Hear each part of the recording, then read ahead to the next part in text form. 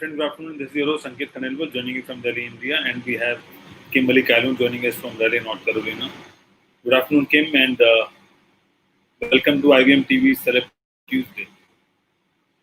How are you doing?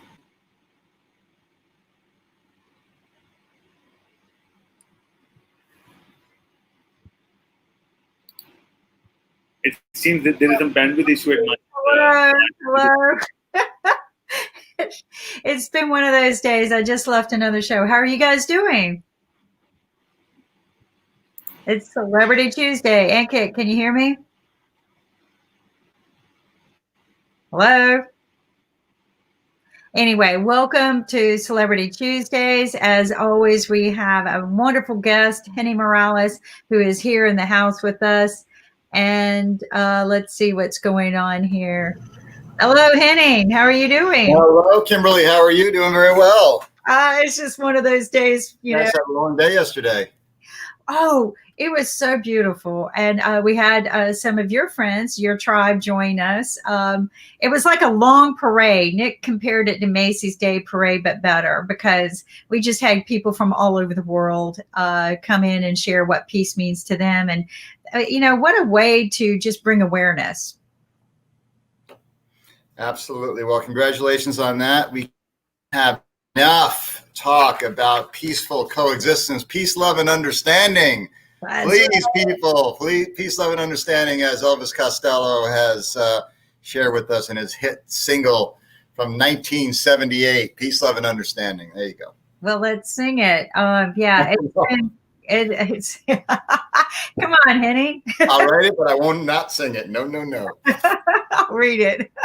We had Home Stoner come on and read some lyrics for us, which was very, very lovely. A lot of people kind of did that yesterday, just shared lyrics of songs and things like that, because it's movies and music that kind of inspire our souls a little bit, right? That visual picture and music that just kind of inspires us to remember things. And you've got some great movies coming out. And here we talked about that.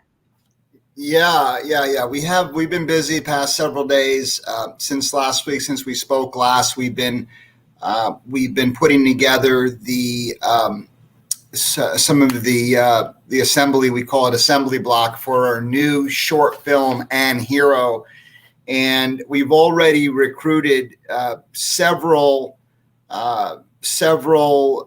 leaders within the space of mental health challenges as it relates to all types of mental health issues, but specifically the suicide issue. And this film addresses that topic in a way that is completely unexpected. And let's just leave it at that. By this time next week, we will have something to show you. I wasn't quite ready to show you some of the clips that we put together up until now, but next week we will. And it's just a pleasure to be able to tell a story that's going to entertain people first. And the message is clear. The message is clear. Just like when you watched Rocky, Rocky was an inspirational, motivational, transformational type of movie. By the end of Rocky, you were rooting for Rocky, but really the story was entertaining, but really it was about perseverance, not giving up, working hard, being disciplined, and believing in your dreams. That's what the story was about, but entertainment first. So that's what you're going to see. You're going to see in this film, a 30-minute action-packed adventure. And because we've brought so many amazing people on in the world of mental health, we're going to get this out to over 1 million people in a very, very short period of time. This thing's going to go like, and one of your regulars on IBM TV, Jim Eads, jumped in on a call we had yesterday. Just by chance, he happened to be Zooming with the people that I was going to be Zooming with. So we all Zoomed together, and I realized that he's a mentor in that world as well. You are a mentor, Kimberly, in that world. And it's just something that needs to be, I think, made aware of it. There's a public health crisis, a mental health crisis going on alongside of other things that are happening. And I firmly know in my heart of hearts that if we talk about the issue and encourage people to communicate and reach out for help, even if it's just talking to somebody, that we will save lives. And that's what that's what juices me at the end of the rainbow. So yeah, working on Anhero primarily, and that's pretty much been our week, and it's been an exciting one here in California. Wow, and I am so thrilled to hear all of these great, wonderful things going. Let's bring on your guest. Okay, are you ready? I'm ready. I'm ready. I'm always ready for Johan. Is Johan on? Johan! I'm always ready for Johan. Johan is one of my favorites. And you came to visit us yesterday. Hi. Hello, welcome. Hi. Hi. So, introduce your. Well, we know who Michelle is, but introduce Johan. Well, some of you may not maybe tuning in maybe not as regularly. Michelle is our co-founder of RevShare Films and also a producer, one of our producers on Dirt Merchants Films, and she's an excellent entrepreneur. She's a mentor. She's a coach. Just all around great person and business partner. And so she's going to we're going to talk a little bit more about the films, this first part, if that's okay. And then we'll talk a little bit more about Johan and his connection and participation as we go. But essentially, Johan is somebody who auditioned for a role in the original Dirt Merchants film Destinova, which was about 2.5 years ago. And I always, even though he didn't get that role, I always remembered how he read that part, and he was very professional. He had everything memorized, and he was just a good all around guy. And I said, shoot, if there's a way to get him in something, let's do it. And the Brandon character in the Dirt Merchant series was not in Destinova. We had cast another fine young actor for Brandon in our first feature film and also our first short film, romancery / rebelistic. But he's Swiss. He's believe it or not, he's from Switzerland. He lives in wherever the big city is. I think it's Geneva or whatever. That's where he lives. So when it came time to make the next movies, it was going to be hard to get him back. So we were casting for Brandon, and I thought of Johan, and we brought him back in, and he read, and it was really perfect. So that is he was in a little cameo role in Destinova, but really is a bigger role in Hit or Twist coming out, and he also plays the mentor character Bobby in Anhero. So the now Johan in now 4 of my movies, believe it or not, because Hit or Twist is now 2 movies. Destinova, he was doing the shucking and jiving, and Destinova, a little cameo, and then now Anhero, where he really brings it. So really great to have you on, Johan. Michelle's gonna interview you a little bit later. If you can hang with us, that'd be cool. Say hello to everyone, and anything you want to share real quick while we carry on here. No, I was just really happy to be a part of the project, and Henning, thank you so much for bringing me on and going on this wild journey. It is a wild journey, that's for sure. That's for sure. We should play we've got a clip. We've got Johan's clip from Hit or Twist. Let's do that now. Because I want to do that, but I just want to ask a little bit. Can you share just one crazy story with us about the journey? Anything that just hits the spotlight with you? Because I have plenty with Henning when I was on set with him. But what is one thing that you just lightens your face up? Because you smile so big when you say this. Well, yeah, I like Henning's his ability to kind of adapt to difficult situations. I mean, like, as someone who's done a little bit of directing myself, I know that when something that's I don't want to give any specifics, but something that's that's unpredictable. Henning really. You can share if you want, buddy. You can share with that, and I really appreciate. We're amongst friends. You can share. Well, specifically, a specific situation is we had to do a reshoot, for example. at the airport. And, normally, like the reshoots, they can be a little stressful and they can be not as smooth, but because, Henning he has a plan, of kind of, in his head of what he wants to do, we just we're able to have faith in him in the process and get everything just, reshot smoothly and everything. And it matches perfectly, and the energy it matches as well because of the positivity on set. Oh, I appreciate that, Johan. What he's referring to is that, I might have mentioned this a couple weeks ago. We had a camera glitch that we didn't discover until after we'd already left the set. And that scene, we could have made it work if we wanted to, but it wouldn't have come out. It would have been distracting, the issue, without getting into the details. So, we had to make a decision to go back to the airport and reshoot just the close-ups of that one scene.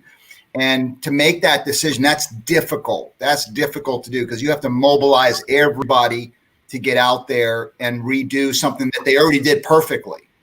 And so that's where I think Johan is mentioning, you spend extra time with the actors, extra time explaining what the issue was, making sure they know that it wasn't anything that they did. If it's something that they did, we would have solved it on set. It's not, we don't leave that set until we get the acting right and we get the look right. So then, and Johan knows that from being on set with me, at least 10 days we've been on set together, different with the different films. And Justice being a brand new actor with us and also brand new actor in films, giving the actors a reassurance that it wasn't anything that they did. And also, giving them the confidence that, hey, just do it exactly how you did it before. And it went smooth. It went smooth. So the extra preparation and the extra work, when you see the film, when you see it, you will appreciate what I'm talking about. And also, I'm not going to feel like, man, we should have reshot that. I got lazy and I just said, well, we already shot. And to get to book an airport, we booked the entire airport. To do that is just I'm going to knock my head off. It's a challenge to do it and ask the favors and make sure people are available. And because you're basically, you're getting into somebody else's workflow. This isn't a set. This is a live airport with planes flying in and out and hangar doors opening and closing. And to do all that, takes a lot. And I think that's what Johan's referring to is the preparation that the team has made to make that happen. And then once you prepare properly, it runs smoothly. Yeah. Absolutely. I agree with you. And, I'm going to go back to the moment where you said you found that little glitch and, after you probably spent hours thinking you got everything you wanted. It takes a lot to make that decision of, we got to go back and do it all over again. Because sometimes it's hard to get that second shoot right. I don't know about you, Johan, but whenever I'm asked to repeat a scene over and over, that's just something I'm not very good at. After a while, it doesn't come out natural. It's just, it comes in waves. I think you might have like a couple takes that are not natural, or you might have some that are unnatural. But it just having faith in the process and really just kind of doing your best and forgetting the rest. Is kind of what we really, I think, what really gets the good takes.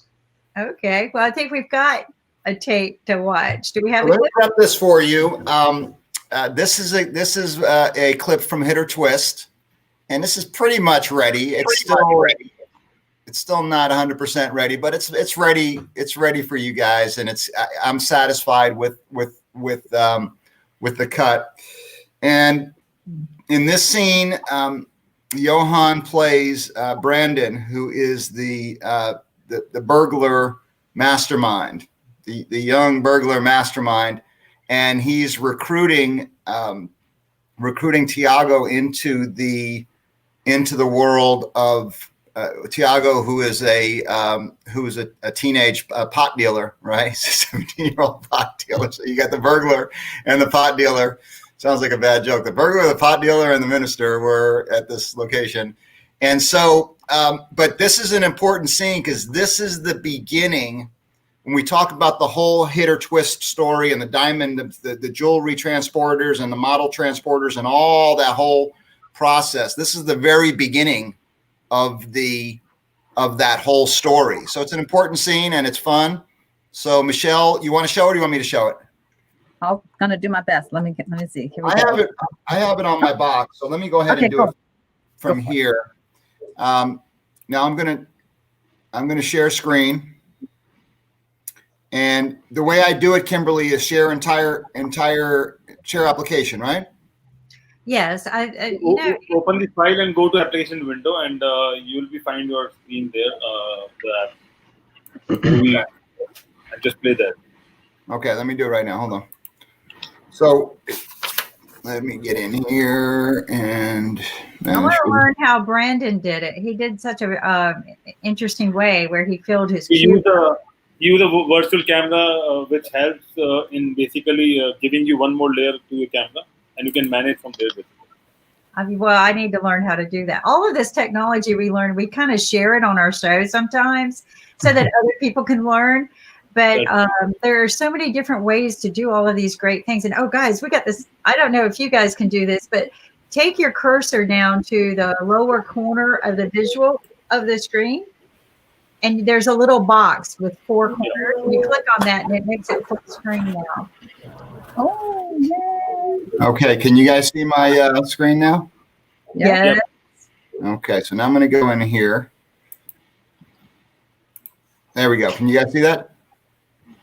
Yep. You see a full screen now?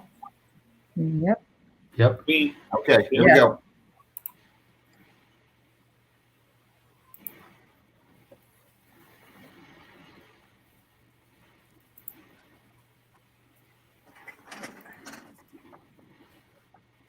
I don't touch nothing here.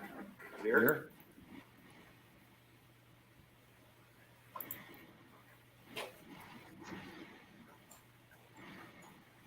What is this place? Fireplace to talk to. I heard you've been doing business with the good guys. I don't think so. Well, what are you scared of? The skinnies and us, we're real close. Seems you're moving a pound a week. Well, what do you do with all your money? You ain't got no gear. And you drive a natural outfit?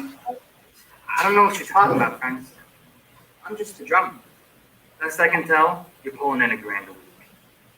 If you ever want to get in the electronics business, let me know.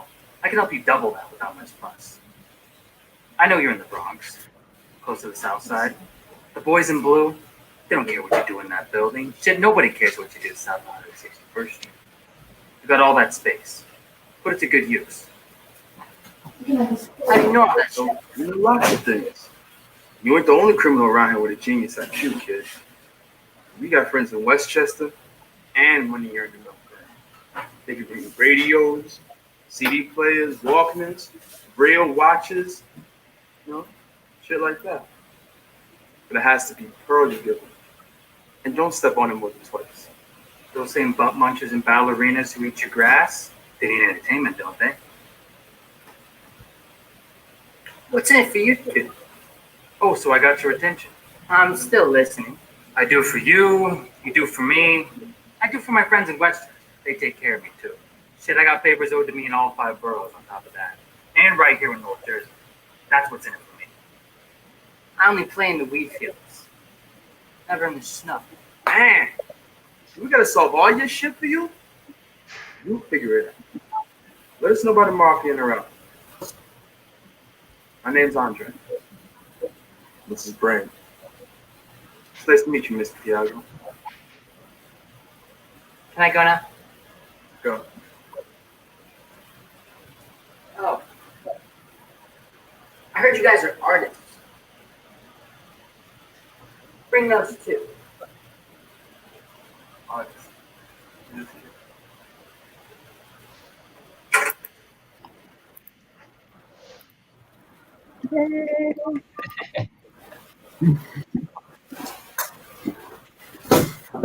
Artists, bring those too.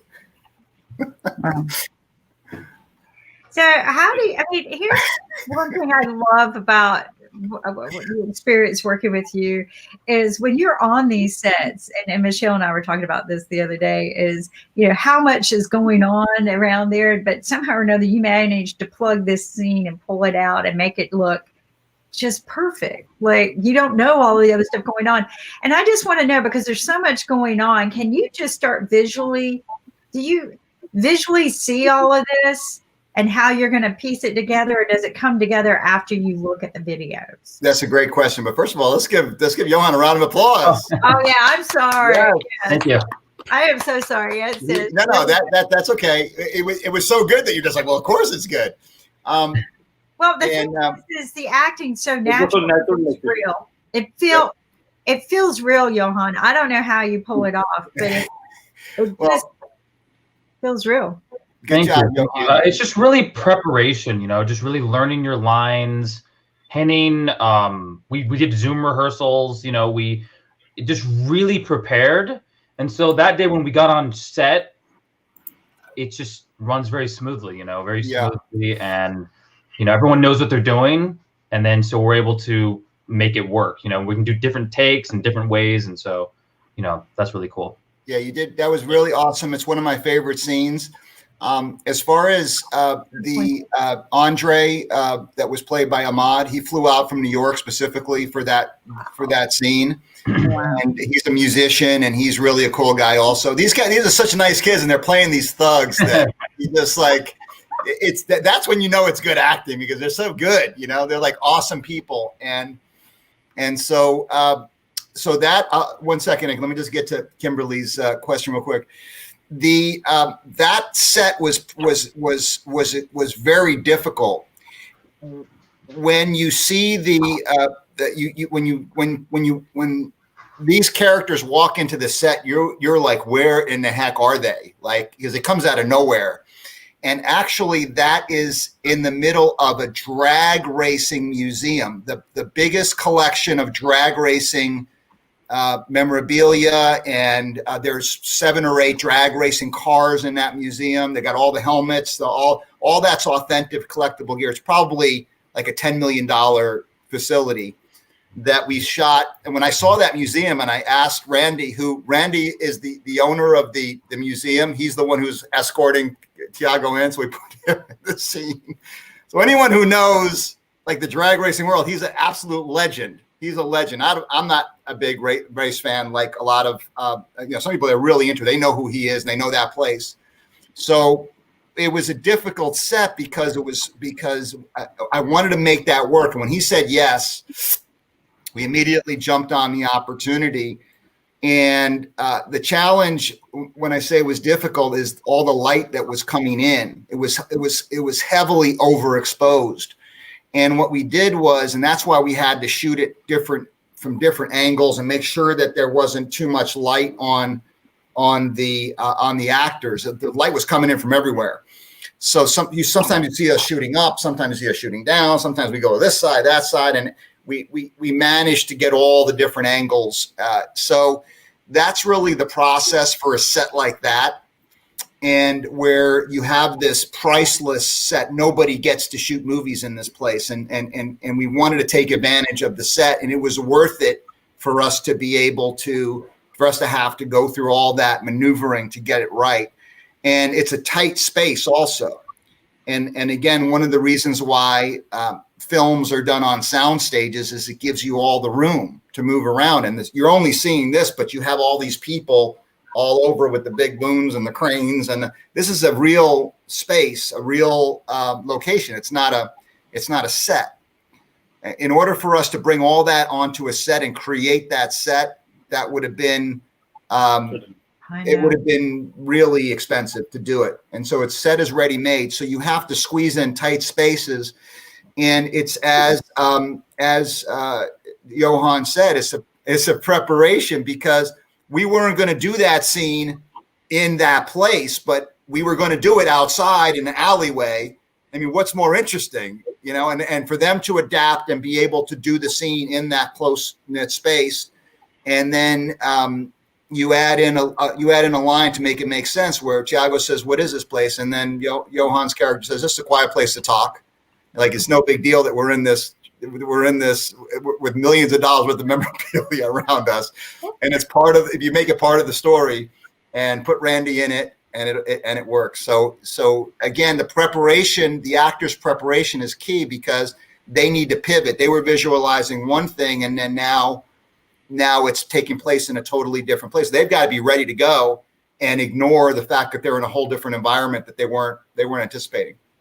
Yeah, and I agree. And I think Ankit had a question for you. Ankit? So I wanted to know from Henning that what is the process to cast a negative character? Because whenever you are doing a movie, negative characters is little more powerful as compared to the hero. And then over a period of time, you add more elements to the hero to make sure that the movie is kind of finishing on a positive note. That happens in Bollywood actually. Well, these are different kind of movies, because you're dealing with the underworld, and you have to make that legit and real. But at the same time, you're telling a positive, inspirational story, and it's a different type of approach. But the way you do it is, you first of all, the characters that are going to come out on top, you got to make them likable. You got to make these characters likable. That's very important. The Tiago character, there are things that we did in this story to make him a character to root for. Keep in mind, in Rocky started out as a muscle no neck guy for the mob, right? That was his job at the beginning of Rocky. And then he became, he went back to boxing and then became the inspirational story. So the character, you have to make that character likable. And then at the same time, you've got to let that character go through all the negative that he has to go through, or she has to go through, in order to get to their place of redemption, their place of remorse, their place of where you're going to turn the story around, and they're going to leave a life of crime behind and try to break out and break through. So the key is, and again, you're seeing one clip from a movie. You're not seeing all that. I understand that. But that's the way you take the quote unquote negative world or the underworld and you turn it around. And I tell you what, we had not shot the scenes. We could have finished the movie without the few scenes that we needed to shoot with Tiago to make him a really, really lovable character. We could have finished the movie without it. And we had to shoot those scenes during the great insanity of 2020. But we did. We got the scenes shot, and we shot the scenes under the most difficult of circumstances, but they had to happen, because if we wouldn't have done those scenes, then you wouldn't have that feeling for Tiago, and you'd have been like, well, I really don't care what happens to this guy. Some people would have been rooting for him. Other people wouldn't be rooting for him. Other people would have lost interest. So for filmmakers and film crews, getting the scenes that you need to tell the story in the proper way is so important. And it only required us to shoot for 2 more days, but those 2 days, in my opinion, made the movie a positive experience for people versus a negative. Okay. And also, Henning, when we cast a negative character, we work on a lot of, realization in terms of makeup and all those things, or maybe you add a lot of elements to make sure that this is the negative character on screen, so that you can discriminate between a positive and negative. Yeah, we don't use a lot of makeup on set. These are all young pretty faces. They don't need a lot of makeup, but and we purposely, the Brandon character is very interesting, because all of these characters are based on real people, and yeah. We did our best to cast based on personality, based on the personality of the character. And in other words, Brandon is really a likable character. He's likable. He's not lovable, but he's likable. He never actually hurts anyone. He never actually physically physically beat somebody up, for example. And he's very smart. He's very smart. And he's really more of a mastermind than the actual active criminal. And that's the real guy. The real guy that he's based on is a guy that was not very active. He'd be very smart about telling you how to do it, but he wouldn't. He kind of retired from doing the crime, and he basically would send other people out to do the crimes, and then they come back and he get his piece of the action. So he was more like a connector criminal than an active criminal. He'd case the neighborhoods, and he'd find out which of the houses that were the most vulnerable. He'd tell them how to go in, how to get to the safe, directly to the safe, where they would normally hide them, and so he was more of a guy that's going to tell you how to do it versus a guy that was actually committing a lot of crimes. And in real life, he was not a violent person. He's still alive, by the way. He's not a violent person. He doesn't want to hurt anyone. He never, in high school, for example, he was one who would encourage me to fight the other kids, but he never got into one fight. He got into one fight. But he would be telling me, go fight that guy. He disrespected you. And I'd be like, he did? Yeah, he did. He disrespected you. Go fight him. And I would go fight him. What would you call that? Like an interesting bully pusher? Like he's pushing you to go fight.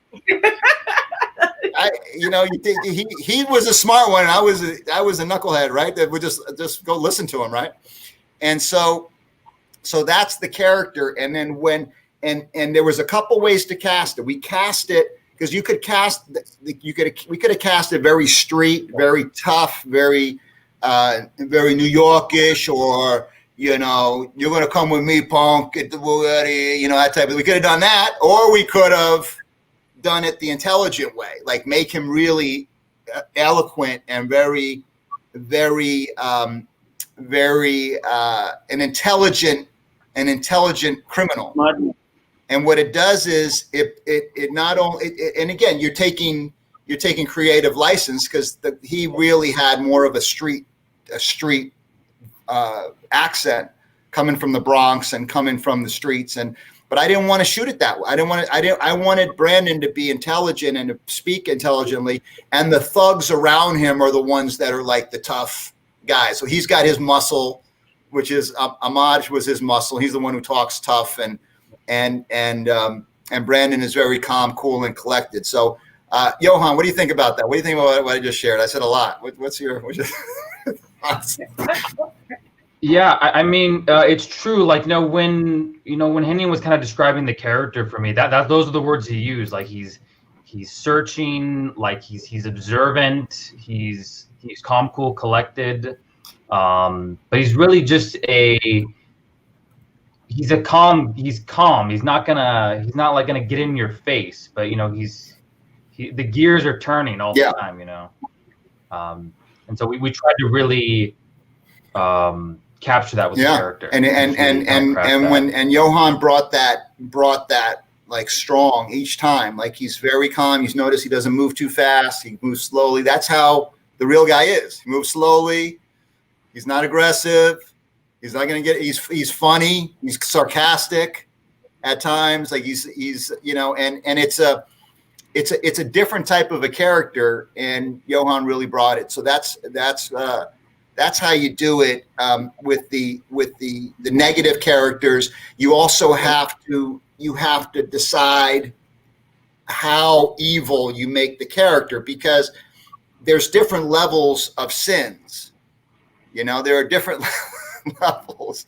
You could run a stop sign, like roll through a stop sign. Technically, that's a law. You could choose not to wear a mask when you walk down the streets of Beverly Hills. That's against the law. Actually, it isn't. By the way, it isn't, because the law says that unless you're going to be within 6 feet of someone, you don't need to wear a mask. I don't know if you knew that. So that's Beverly Hills. But you could also, be a mass murderer, right? So there are different levels of sins, and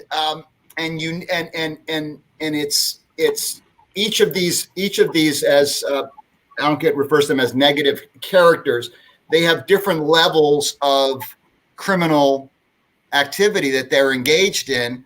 And should you forgive Brandon for what he does? No, but it's not as bad as what some of these other people are doing.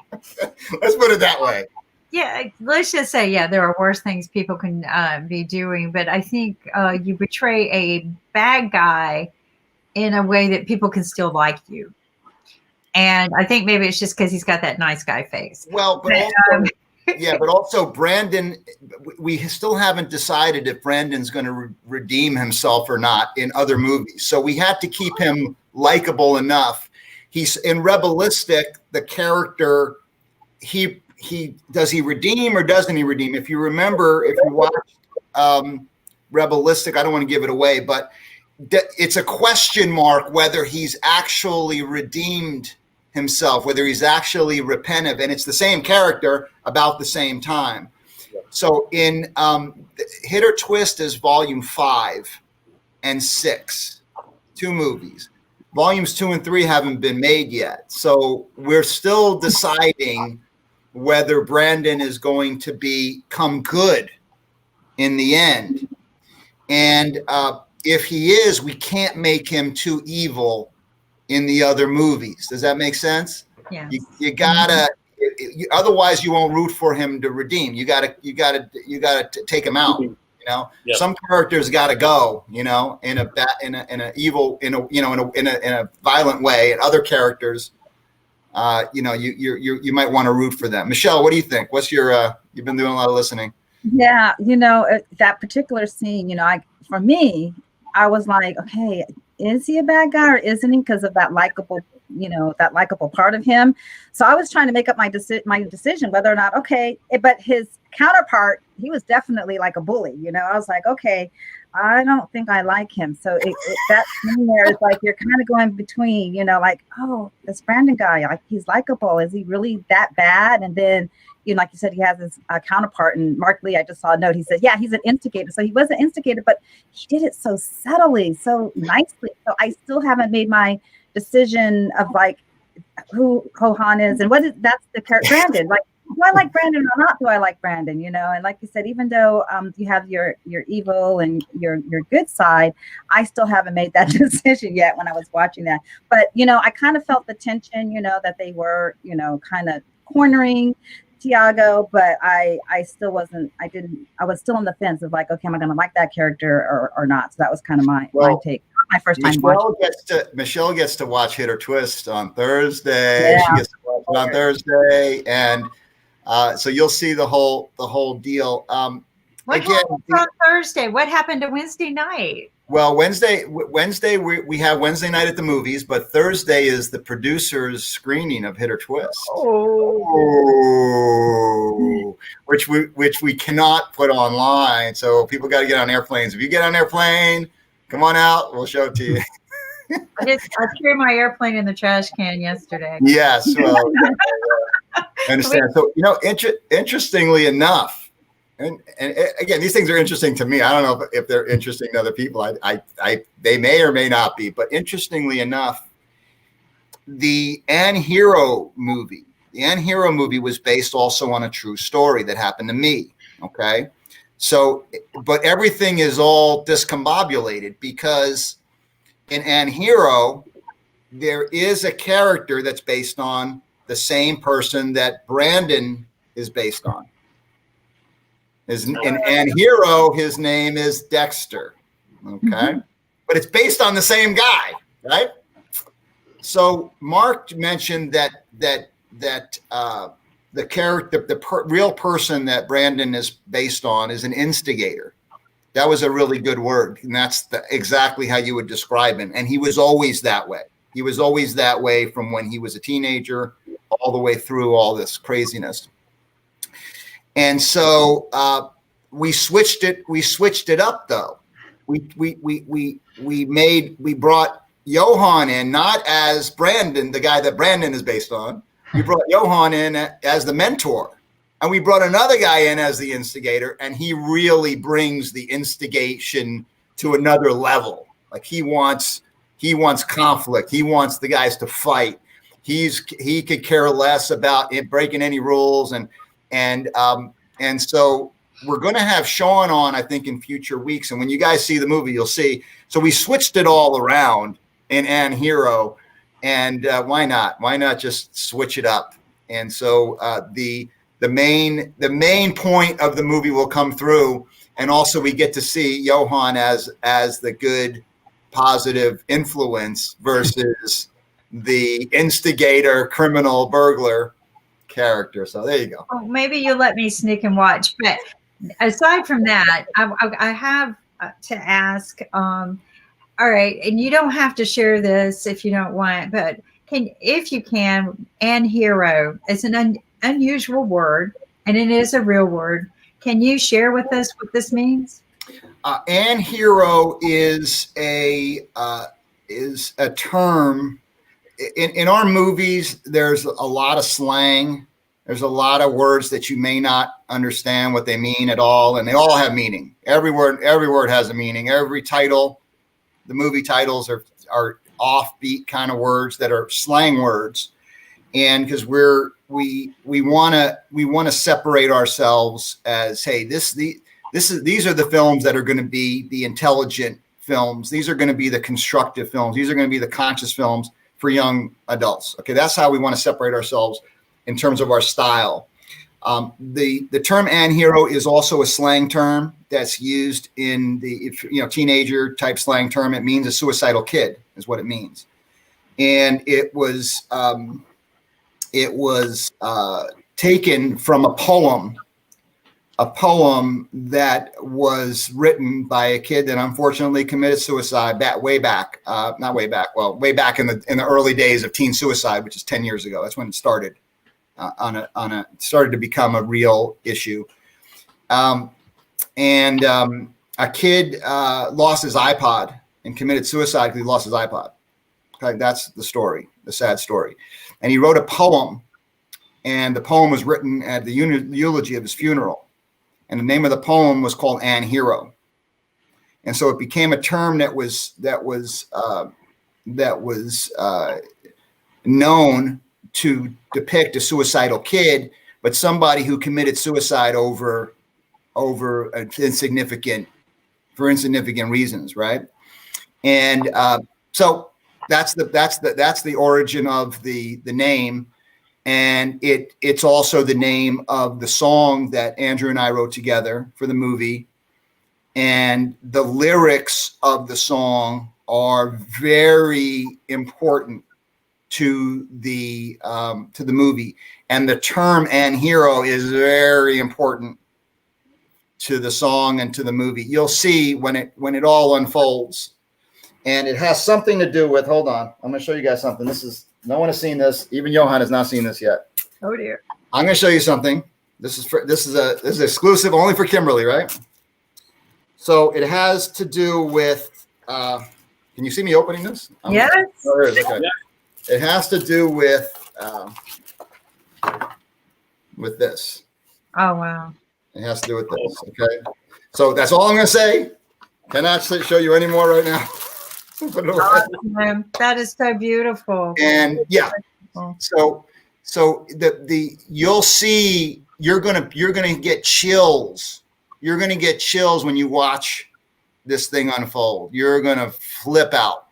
And what it does, Kimberly, I'm glad you asked the question. What it does is it shows a relatability to these kids. There's a whole there's a line in the song that talks about the secret life of the American teenager, and it penetrates that world. And when Olivia says hemlock, what's the other one? Gunshot, sunrise.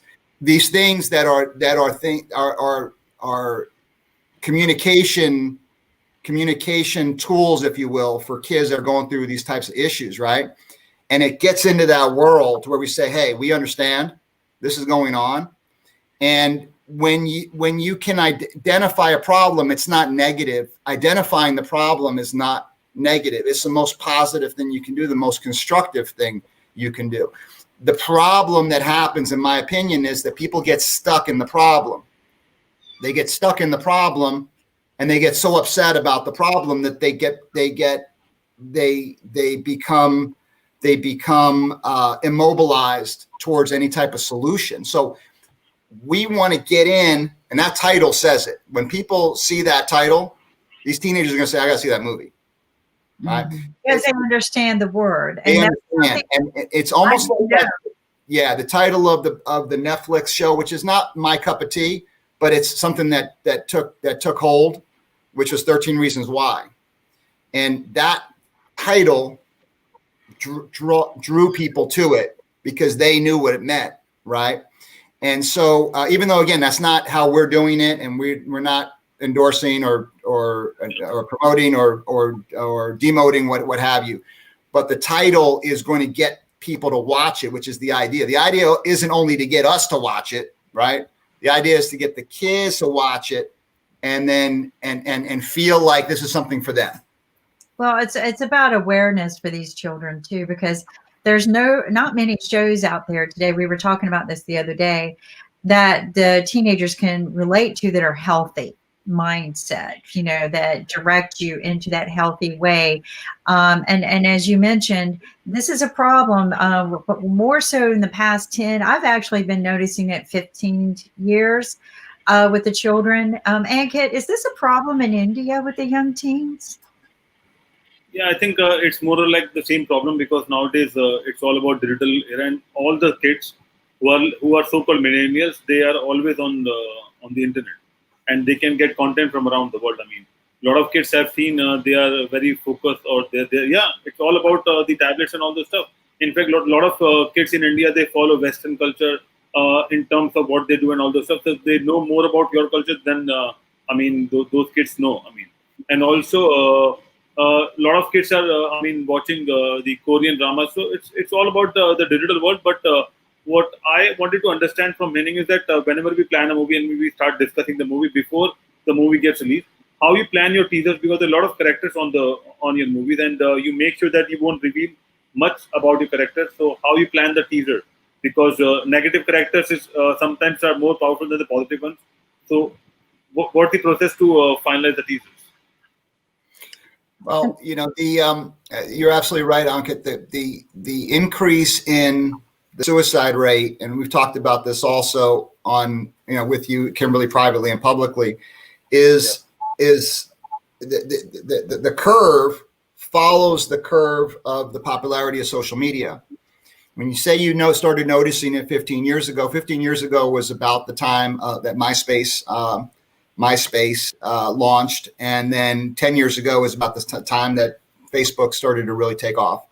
And so you see and I'm not blaming MySpace or Facebook, because again, these things, but it's the increase in the use of social media, and combined with the use of the overuse of video games, combined with the increased violence on TV, combined with the unrealistic expectations of the younger group, that leads to mental illness with the younger group. And it's documented. It's not a theory. It's not a theory anymore. It's a documented. Hey, Mark, it's a documented phenomenon.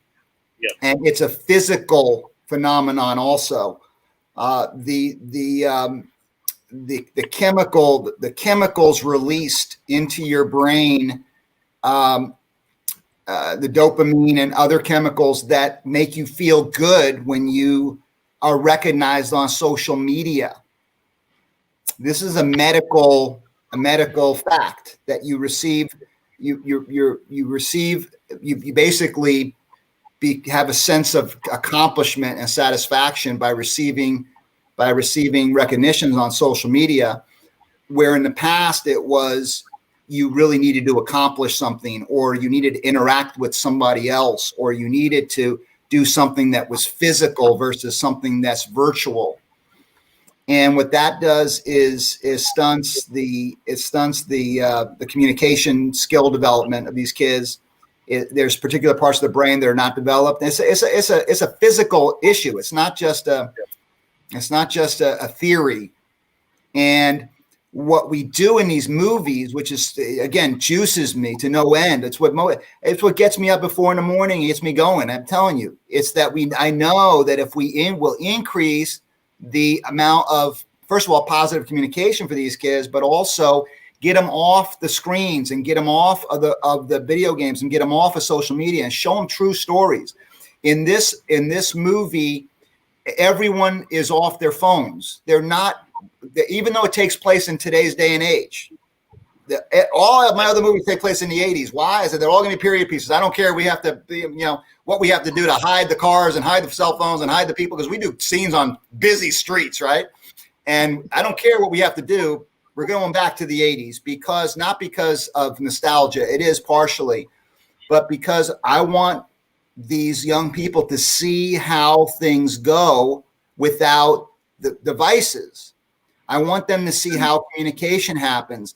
Not one time in the conversation that the Bobby character, Johan, plays, that in his conversation, does anyone look down at their phone? You notice that, Johan? We did it that way, purposefully. No.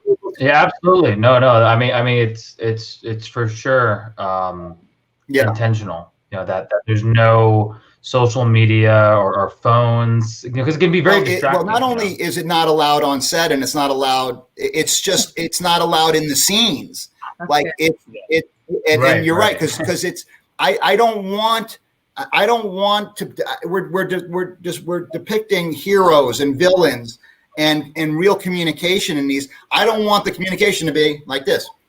They're talking, and that's how it is in look at any teen TV show. They're addicted to the phones, and they're going crazy, right? They're going crazy because they're addicted to the phones. And here's something, and we're almost out of time for me. We were out of time a little while ago, but this is a message for parents and coaches and educators. Okay, my kids right now, my 11-year-olds. I told you guys 6 months ago, if my kids are not in school in September, I was going to lose it. I was going to flip out. I was going to take things and start throwing them around, just go crazy. I didn't do that. Thank goodness, right? Because I've grown since then. But my kids are downstairs right now. Thank you. Yeah, my kids wrote that book with me. Big Brain Bunch. That's what his kids do. That's right. So when they get off of that, they're downstairs now in their course, right? And they have their headphones on, so I don't bother them. Once they're done with their course, they cannot watch video. They cannot play video games. They cannot watch TV. They got to go out and play or do something. They got to get off the screen, right away.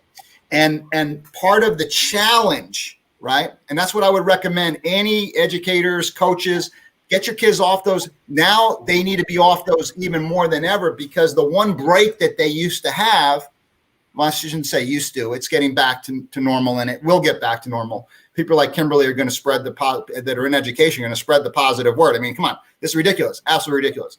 So the fact that kids have a break from the electronics when they go to school, okay, that's why they don't teach on a big computer screen. They're teaching live, and that is something that's missing now. So we need to get back to that live communication. And with these movies, without exception, we're showing the only times that these people are on the phone is during a phone call. That's when the people have to talk on the phone, they talk on the phone. And other than that, they're not talking on the phone. I made sure that our hero left his phone at home. He left his phone behind. So he's not getting any phone calls or texts or anything, right? And so we need to show this interaction, and this is how it is. And we can do that by showing people old movies, but how about showing them new movies? How about creating situations that are current? Because sometimes you can't relate. Well, that was 50 years ago. That was 30 years ago. This is now, which is why we made this now is so important, to show a mentor character talking and communicating and looking eye to eye. That's why that scene on the plane was so important. That's why we went back and reshot it, because we need to see the eyes. We can't have any fuzziness. We need to see the eyes and see the intensity. And we need to see the mentor's reaction when he's noticing the signs. He's noticing the signs, but doesn't process it consciously. We need to see that subconscious, unconscious communication.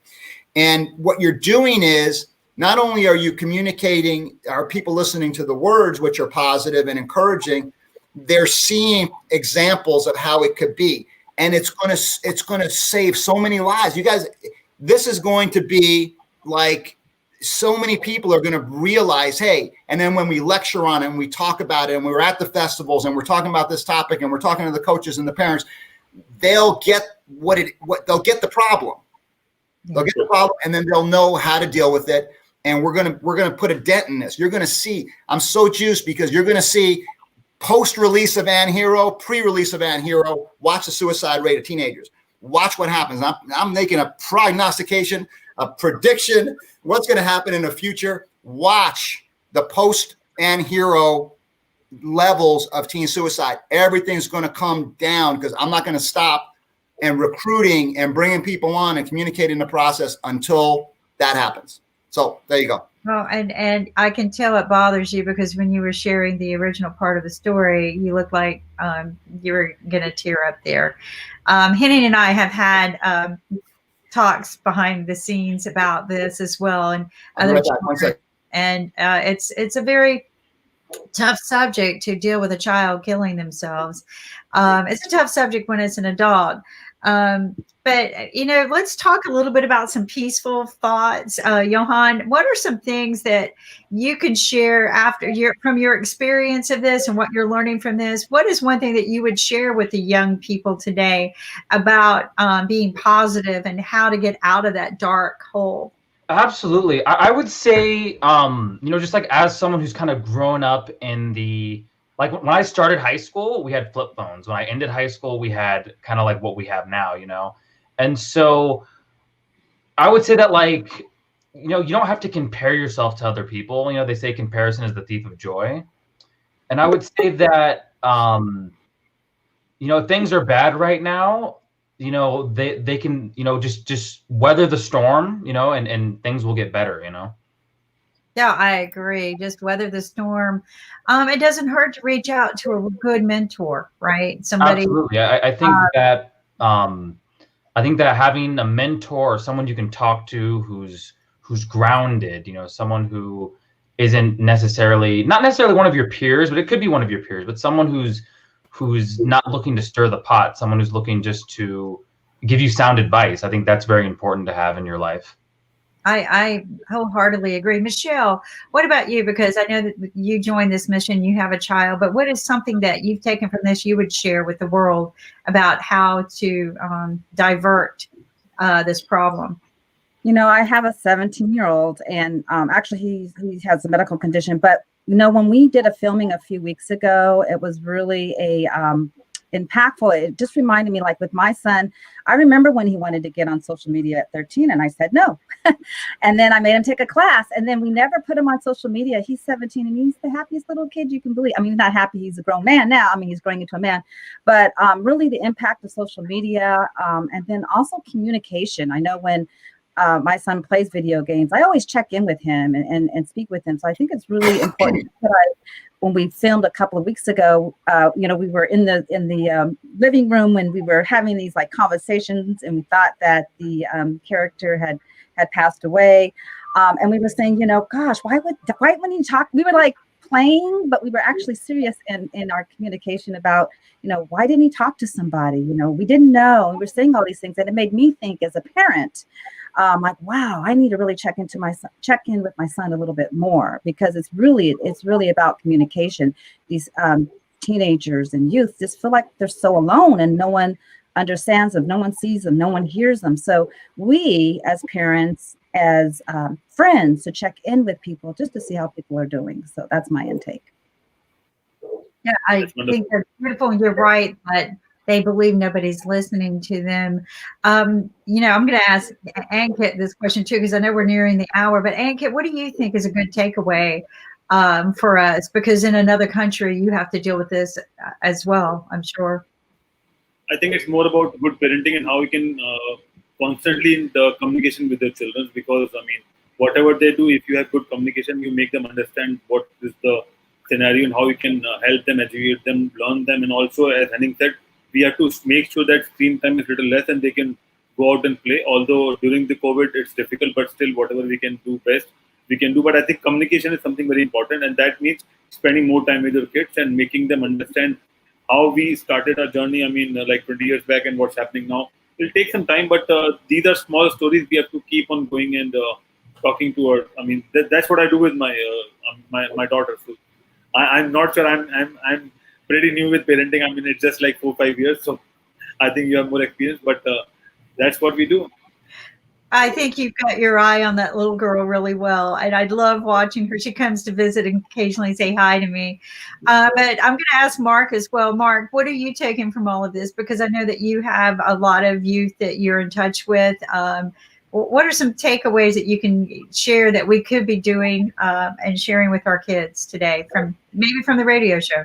Yeah, one of the things that I've always thought about is that it's very important for us to listen, as many folks have said, to what the kids are saying, and even try to find ways to relate to what we went through and what they're going through. I remember that as a child myself, one of the greatest things that happened to me as a child was our TV broke. And I'm just going to be blunt about it. Our TV broke, and my parents were like, we're not going to replace the TV. So that was during a time that I actually had to do a lot of, as Henning was just talking about, going out, getting involved in some of the games and other things that were going on outside, and involved in Mother Nature and things along those lines. So I was definitely engaged in those kind of conversations because the TV broke and my parents refused to get it fixed for like about a year or two.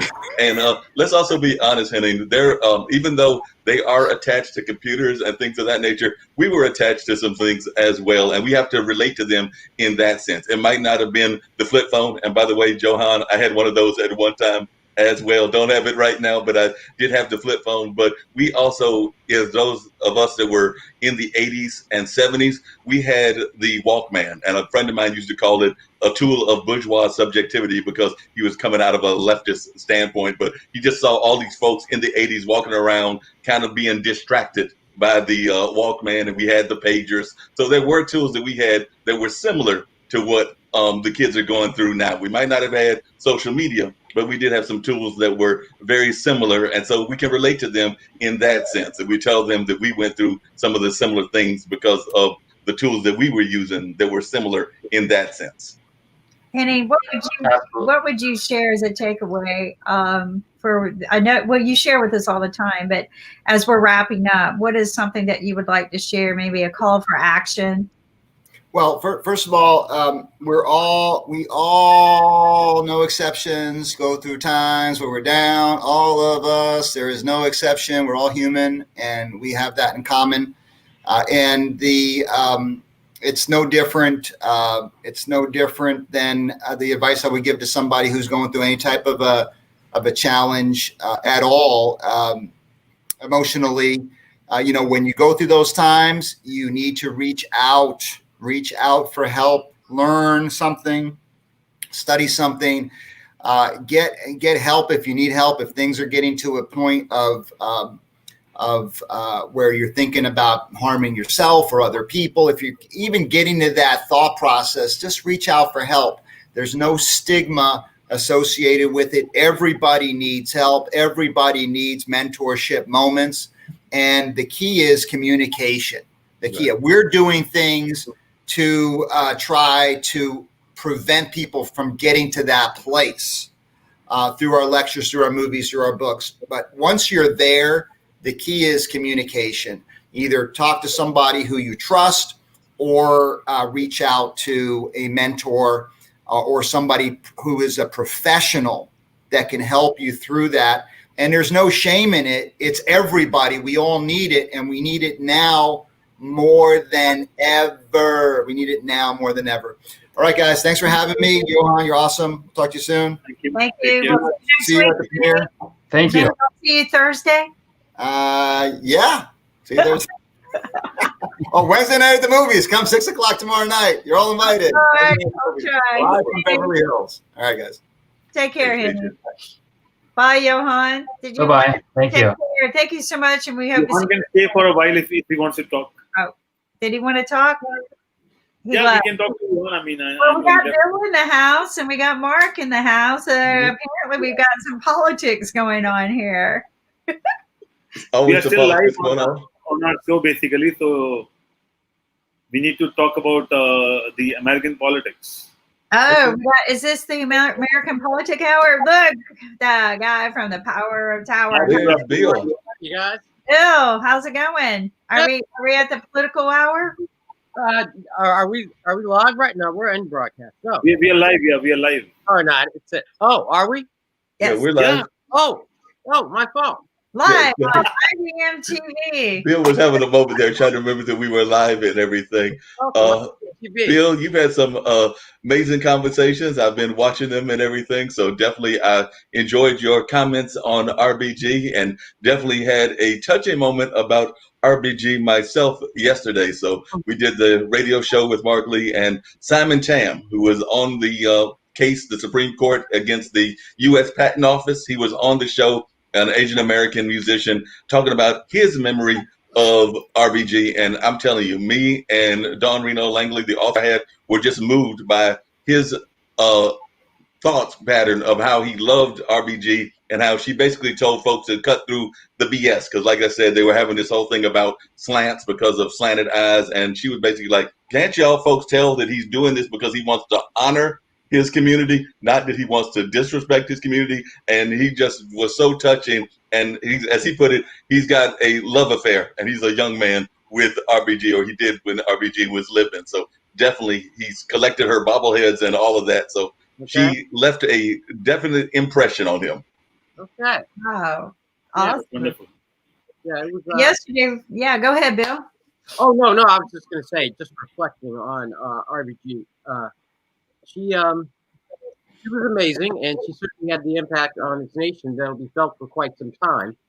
In many respects, what you find that those who have the most impact don't go around saying anything about what they've done, and that was really a measure of Justice Ginsburg's leadership. It was quiet, it was effective, and it affected so many people's lives in ways that they just didn't know, but that was her silent service. And now it's become clear because with the vacancy and all the turmoil that the court might be involved in for the next 50 years. So that's really a testament, which is one of the reasons why she's going to be the first woman to lie in state at the U.S. Capitol in the Statuary Hall. And so that's just a momentary reflection on what a wonderful gift we had for such a brief period of time here in the United States with Justice Ginsburg. And I couldn't agree with you more. Expressing my deepest sympathies from where I am as a woman.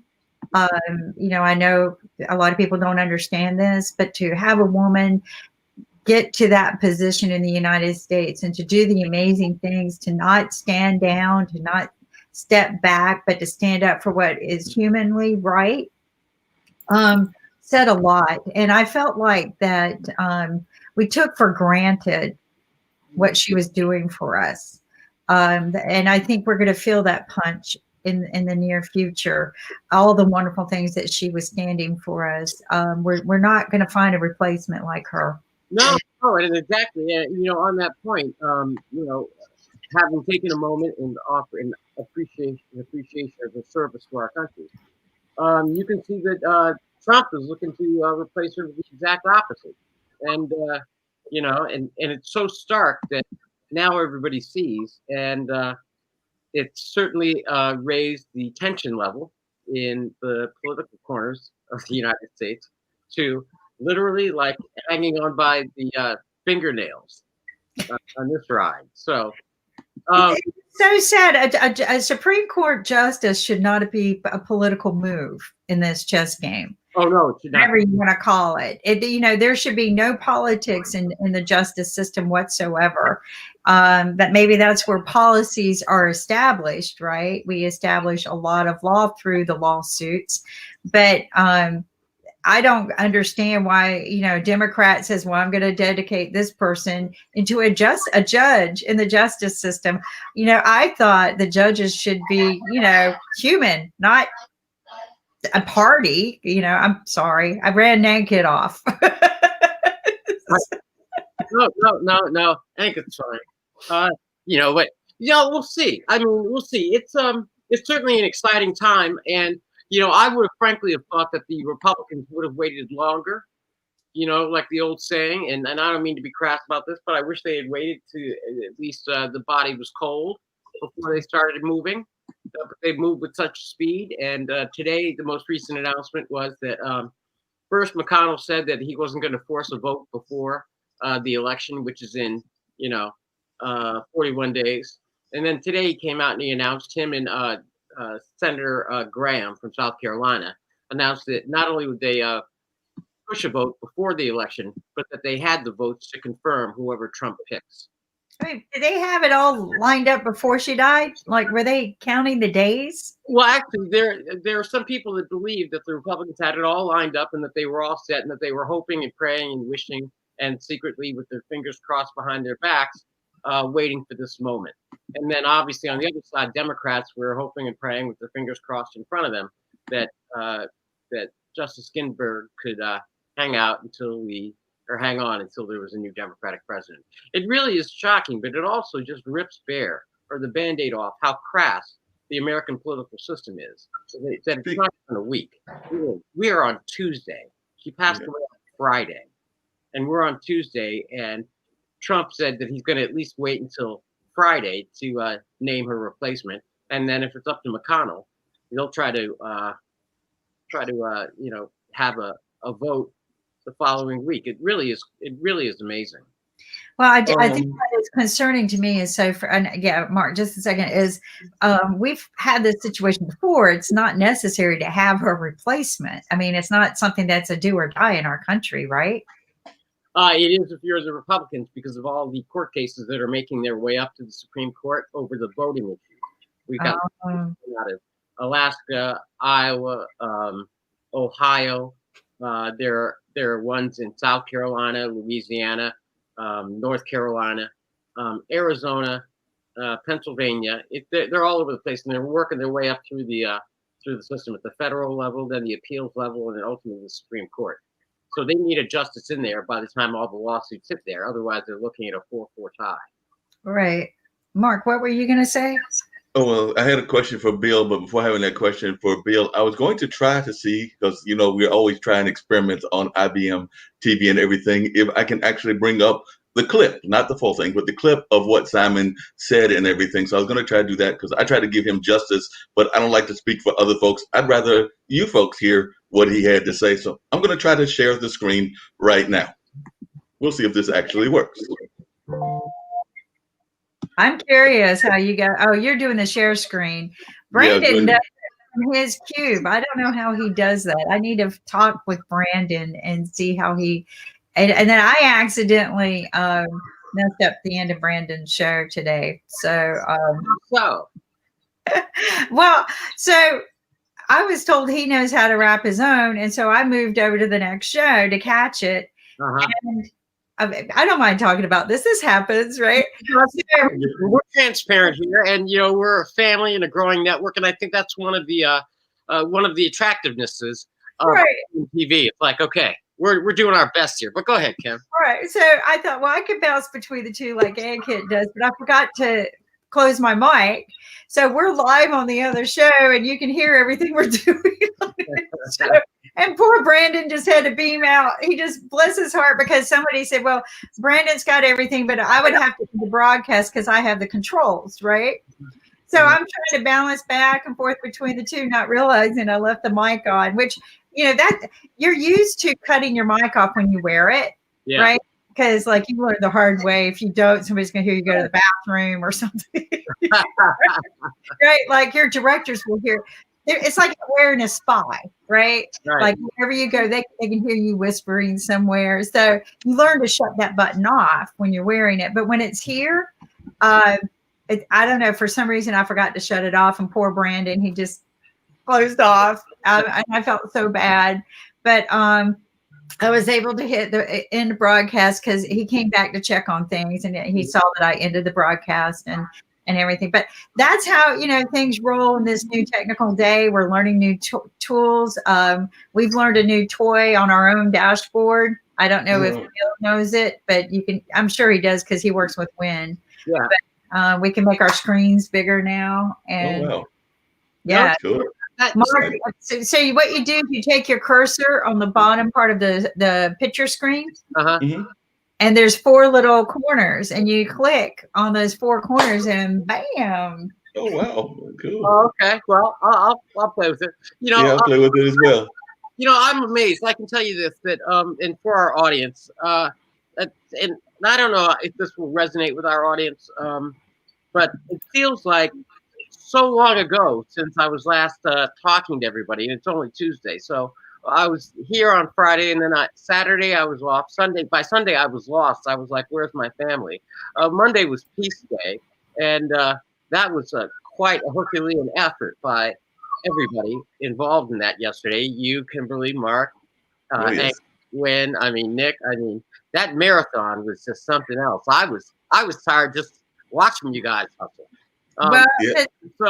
We were tag teaming, and I think it was great because people would beat me, like Mark came in. But I want to add that Dr. Mockowitz came on at the very last with, doctor from Harvard who's done a lot of research. That's the plan. I know, but did you see the very closing where his grandson came up? I saw that. I almost cried. What a beautiful way to wrap up our day is from the voice of a child what peace means. Yeah. In fact, I'm getting goosebumps thinking about it. I'm going to have to go play it. Maybe I'll find it and play it. Okay. But so young, you can tell he didn't even plan this, right? You know how kids get, just a little. Yeah. Around the corner. Hi, Grandpa. And and I asked him, I said, is it okay if I ask him to share? Yeah, sure. Is it my turn? Oh my gosh. Well, you guys talk. I'm going to go find it and play it back. But I'm just going to play that one little section. Oh, yeah. That was great. Yeah. So what I was going to say was that, it feels like it's been so long. And then this morning I was working on another episode of American Politics. I think we have a really good one coming up on Sunday. This one, we're going to delve into issues of the racial, the wealth gap between whites and blacks, and what kinds of policies we can look forward to the next administration, issues of Black Lives Matter, restorative justice, economic justice, shall we say, all from a very esteemed former New York State Senator, Antoine M. Thompson. So, and that was really eye-opening, because for each one of these, just so the audience knows, you have to do there's a certain amount of a behind-the-scenes heavy lift, because in order to prepare for the guest, Mark, I'm sure you do the same with your guests. You got to know, you got to like read twice as much. Yeah, exactly. Then you can even ever talk about, just so that you're ready, so that when you're doing a show, it's spontaneous stuff. Has that been your experience over there with your shows? And that has been my experience. Definitely have to do the research. I know that I have had the pleasure of knowing some of my guests personally, so I know some of their stories, but it's also been interesting finding out things that I didn't know. And like I said, I did not really know Simon. I met him through a mutual friend. So that's a case of somebody that I had to do some serious research on and learn about what he's all about. And definitely, I agree. We have to do that research on a constant basis. But, speaking of research, I did a little research as well on you, Bill, because you were talking about the fact that you had run for office. And I was sitting there going like, I did not know Bill had run for office, because I have some folks in my family that have also run for office. So I was watching one of your shows and you were saying that you had that moment of insanity. We'll call it that. And that's actually what my mom, I think she calls it the same thing, because she ran for Secretary of State here in North Carolina some decade or so ago. But and actually the person that currently holds that office is who beat her. But she ran for that office, would have run against Richard Petty, the great NASCAR racer, but instead Elaine Marshall did, and that's, like I said, who has the office now. But I'm amazed at folks that run for any office, including some of my friends that have been on city council and things of that nature. So when I looked in there and saw that you had run for office, I believe in Buffalo, then I was just amazed. Yeah. It seems like a long time ago, but I've run a couple of, lots of campaigns and worked on and run a couple of presidentials, and then of course I'd run for office. That was in that election, my election. The primary fell on 9/11, so Wow. that was a very, very different world, both before, the day of, and the day after. But well, I'd like to think that somehow, in some ways, that formed the basis of my ability to participate as a team member here on IBM TV. It's your diversity. It's your character. It's your ability to say, I can tolerate the change and flow with it. I got to share this with you guys. This right here is just priceless. A moment in I think everything that we're trying to achieve. And let me get it playing. Grandpa Moskowitz and his grandson, share with us what world peace means to you. Jackson, do you want to say? Can you go first? I'm thinking. For me, it's trying to do God's will. Wow. Jonathan? Yeah. Is it my turn? Yep. Yeah. My peace is like when you meet someone and then you guys you want to have a nice friendship and you want to be kind to them, not bad, and like.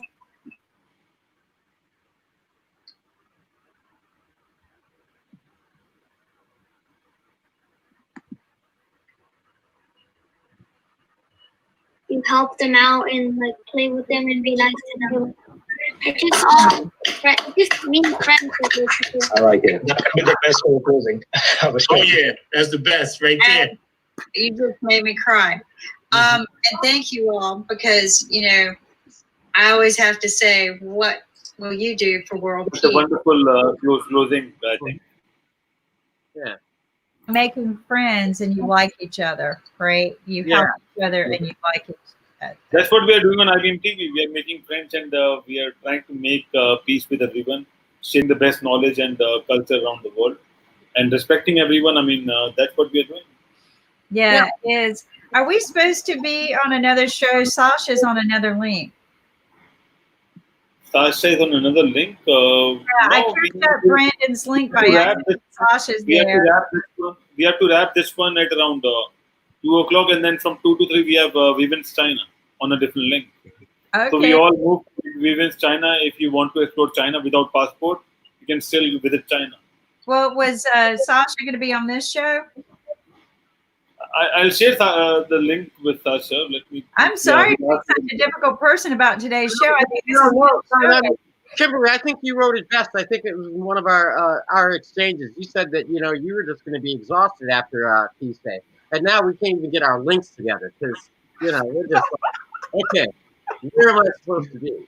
Here or here, or where do I got to go? Because it's all just a blur. But, well, and you're the eagle taking off on this runway, and we're just trying to. But here's the thing, here's Sasha sitting there watching me because I left my link up, and he's watching me talk to you guys. I'm wondering who you were waving to, but I understand what's happening and what's going on. I thought that this guy. I've invited Sasha. Kim, I've invited Sasha on this link. I mean, if you can join this link. I forgot to invite you. So, Sasha, this was a different link, and I never closed it. If you would have come to the other one, you're welcome to. But do I have a link? Yep. I'll share the link. Yep, Okay, share the I'm link. getting off this one, right? Okay, yep. Take care. Okay, if we can just get everybody in one place, and then we'll hold hands, and then we'll kind of, just well, here's what happened. He never left, and I ended the broadcast, and I thought, well, if somebody's going to beam in to meet later, I had to move to another show.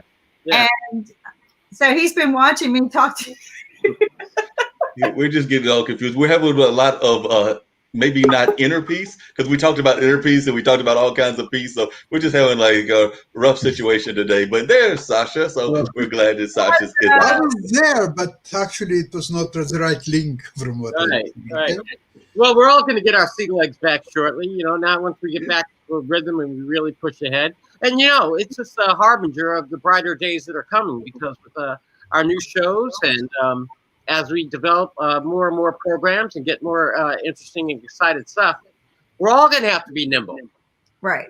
and on our toes. So and not just nimble. I think that we're learning to work with the new shows coming on, helping each other out. Hopefully, we'll bring on some more people, but also we're going to be doing more events like what you just saw, like this Saturday. We've got a benefit on Saturday. We'll be airing it. Somebody else is running it. But whenever they need more musicians, we've been contacting musicians that we know and filtering them over there. But yeah, it's a big benefit for the victims of the California fire. Oh, okay. So Saturday from 11 a.m. West Coast time to 11 p.m. West Coast time, all day long.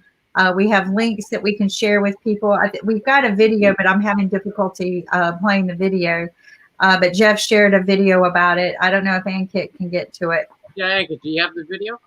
No, we got the video. We are still working on that basically. But besides that, our regular program will be running on IBM TV so that people can follow us what we do on Saturday, because it's a long lineup on Saturday. So that's available on IBM TV. Yeah. So. We got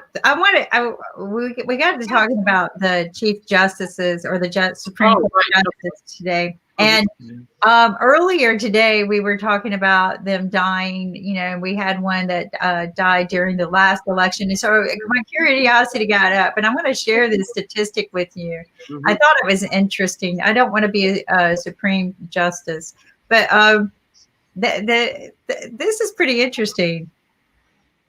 44.5% of all justices have died in office, and 47. My God! Well, but wait a minute, Bill, isn't that a lifelong appointment though? So I think that's pretty much what's going to happen anyway. Because when you're appointed, I thought you were appointed for life. So can you correct me? Am I wrong in that? Because I thought that they were lifelong appointments when they got that job. No, you're absolutely right, Mark. And I really have to applaud Kimberly for making it sound so dire. But to tag on to that, just for alliteration and such, getting appointed to the Supreme Court, it's like being a made member of the mob. There are only two ways out. Or retirement. And retirement doesn't come easy because you see more than half. Because listen, these are the only three ways you leave that job. You die in the job, you retire, or in the whole history, 2% have been removed by Congress, but it takes an act of Congress to remove you. So, Mark, you're right. It's an appointment for life. And 49% have said, I'm here till life. I'd be like, I'm here till life. You have to drag me out of my fingers on my law book. Go ahead, Ankit, I'm sorry. So, Bill, I'm curious to know a couple of things about the judges, basically. What is the average age of a judge, and who is the judge with the, youngest as compared to the oldest age? And also, when you appoint someone to the Supreme Court, can judge retire himself as a pro bono, or, how that process works? Okay, first of all, there is no mandatory age for Supreme Court justices. There are suggested ages for the Court of Appeals, for federal judges at the Court of Appeals, and at federal court, at the lower court, but not for the Supreme Court. That's one. Two. Generally with the Supreme Court, the ages range. They're lifelong appointments. They range from being appointed relatively young, in their 50s, 52, 54, something of that nature, and they range all the way up to Justice Ginsburg, who was 87 when she passed. Now, currently, I believe the youngest justice is in her late 50s, and I'm not. And I believe it's Justice Kagan. But the average age would be, if you add them all up and then split them, the average age is just hovering around 70. Now, one of the things with these appointments generally has been that the party that controls the Senate, that can approve the nominee, particularly if that same party is in control of the White House, they look to appoint people of a relatively young age in the legal world. Meaning, for example, if you are practicing in the legal field, you start your career when you graduate law school, maybe around 23, 24, something in that, 25, at the latest. And then you've already been practicing for like 25 years by the time you're 50. but you can practice all the way up until you're 80 or 90. So over the course of the span of your career, 25 years into your career, a quarter of a century, is still relatively young, but you're in your 50s. And then you get appointed to the Supreme Court, and then you're likely to be on there for the next 40 years. Now, currently, the Trump administration, at least according to national reports, has indicated that they've been focusing on two women that they are looking at seriously. One is a federal judge out of Florida in the Cuban community, and the other one is a woman who's coming off, I believe, the Seventh Circuit Court of Appeals. Both of them are in their 50s, and so just if they just stay healthy and live their normal lives, they will be on the court for at least 30 to 40 years, and that's what they're talking about with the seismic change. Because when you add that 6 solid conservative vote to the Supreme Court, you're looking at conservative decisions for the next 4 decades, which means that today's children will be, a little bit younger than my current age before they might ever see any change in the Supreme Court. Sorry. But may I ask a question, Bill? If you look at the age of remaining Supreme Court judges, what's your prediction? How many of them will be still alive in 4 years from now? Oh, I think all of them. You think so? Yeah, I know. None of the other justices, if you reported or not, none of the other justices have reported any concerns or health issues or anything else. So they are all, at least as far as we know, completely healthy, and there have been no suggestions that any of them are looking to retire. And I know that the 3 remaining liberals, moderate left and liberals on the court, are all relatively young. You have Kagan, Sotomayor, and they are, both of them are in their, I think, early 60s, so they're not going anywhere for a while.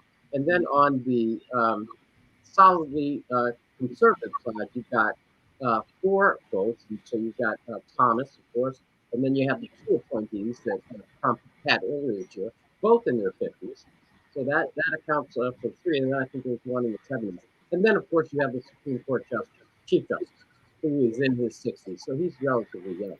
So, Sasha, I don't see, barring any major catastrophe, because Kimberly, as you pointed out, the last time around it was Antoine Scalia, but he died unexpectedly and without warning, I believe out in Arizona when he was on vacation from a medical condition that nobody had foreseen. So that was completely unexpected. But there's nothing else in the foreseeable future, unless you're a member of the progressive wing of the Democratic Party, because they believe they've been pushing a plan called Let's Pack the Court. So that if the Republicans were to appoint a 6th conservative, giving it a 6-3 majority on the court, the Democrats have been floating a plan to expand the number of Supreme Court justices from 9 to 11, which would give the Democrats 3 appointments and make it. I know that's a lot of information for people to. Because Bill, I heard some concerns about Clarence's health, Clarence Thomas, and everything. So you had not heard anything about that? Because I thought that there were some concerns around his health. And then the other thing I was wondering is, the election is in November, so we're talking in a month and a half. But there has been some folks, I guess you could say on the progressive or liberal side, that have been saying that they really have, meaning the conservative side, about 4 months to make this appointment. So there's some concern that we can't stall that long. So I was wondering your thoughts on that. If we can even, it seems to me that we will get a Trump appointment of some sort, because it has to be made by sometime soon. Or can we stall till January? Or is there going to be like a gap if we don't have an appointment by November? Okay, 2 things. Structurally, how it works is that the president has till the end of his term to make an appointment, and the Senate has until the end of their current term, that is currently elected senators, to confirm the appointment. So presumably that is from now all the way up until the terms expire, and that would be, I believe, well, for the president, that's January 20th. And then for the senators, I believe that's around January 15th. So during all that time, the president can nominate and the Senate can confirm. Now, as a practical matter, the Republicans are looking at it this way. So once we have the large picture, and you're right, Mark, that there's a broader window, and that's the broadest possible window that they can exercise their authority.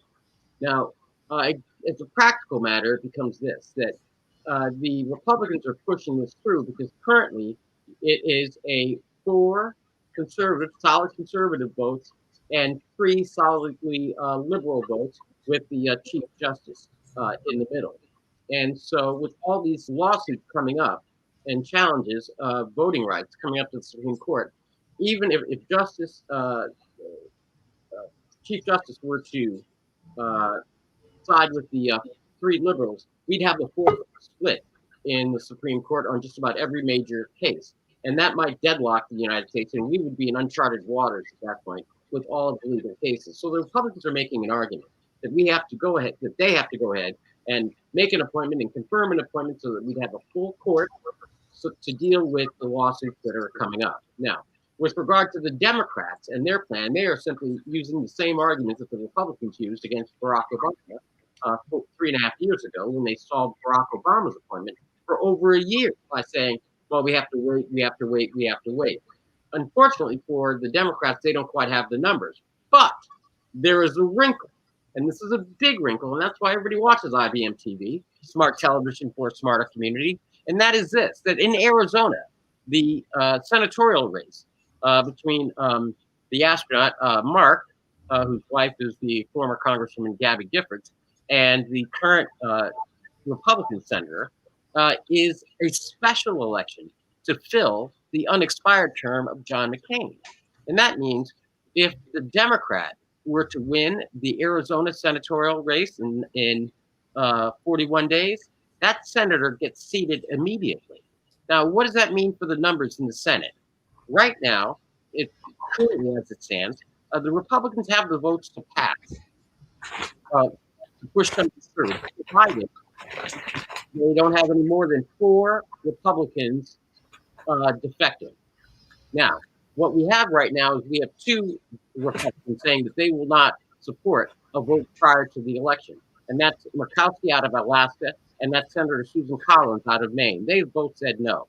So now they're waiting on 2 other Republicans, because if 2 more Republicans, say Mitt Romney or Chuck Grassley out of Iowa, decide that they're not going to support a vote, then the Republicans can't confirm anybody.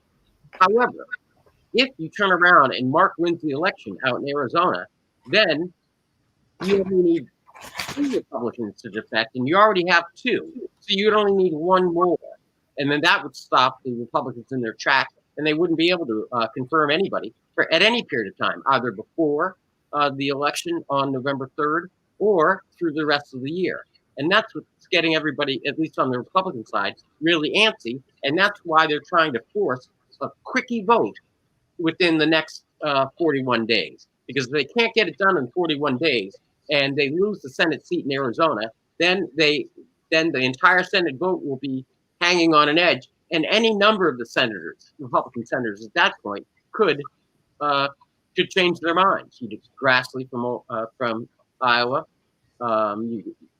Mitt Romney from Utah, any number of them. So that's why they're pushing it ahead. Now, I do want to add this, and I'll just do this rather quickly. The stakes are so high. The stakes are so high. First, you can talk about cultural issues. You know, Roe versus Wade would face a whole new series of challenges that could possibly overturn it. That's one big thing that everybody can relate to. More importantly, you can then deal with DACA, the executive orders that Obama signed to say kids that were brought here through no fault of their own can become naturalized citizens in that program, in the waiver and granting amnesty. You can then turn ahead, and most importantly, the actual Affordable Healthcare Act, which is what we commonly know as Obamacare.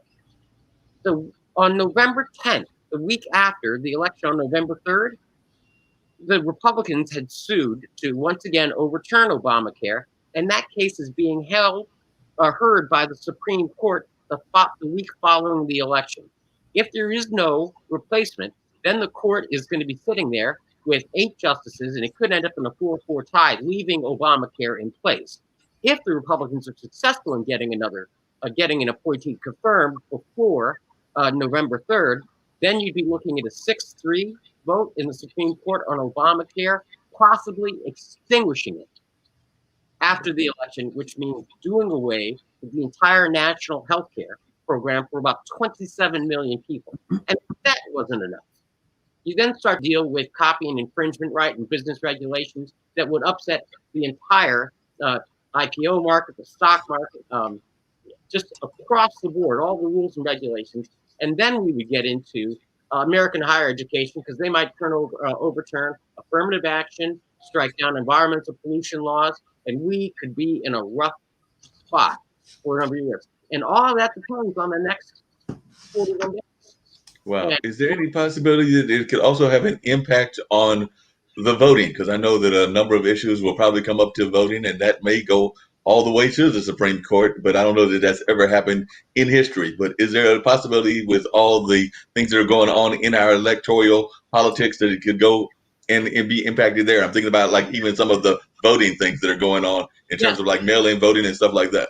Yes, because it's quite, okay, here's an example of that. In Iowa, they rejected already over 80,000 absentee ballots because the signatures were somehow wrong.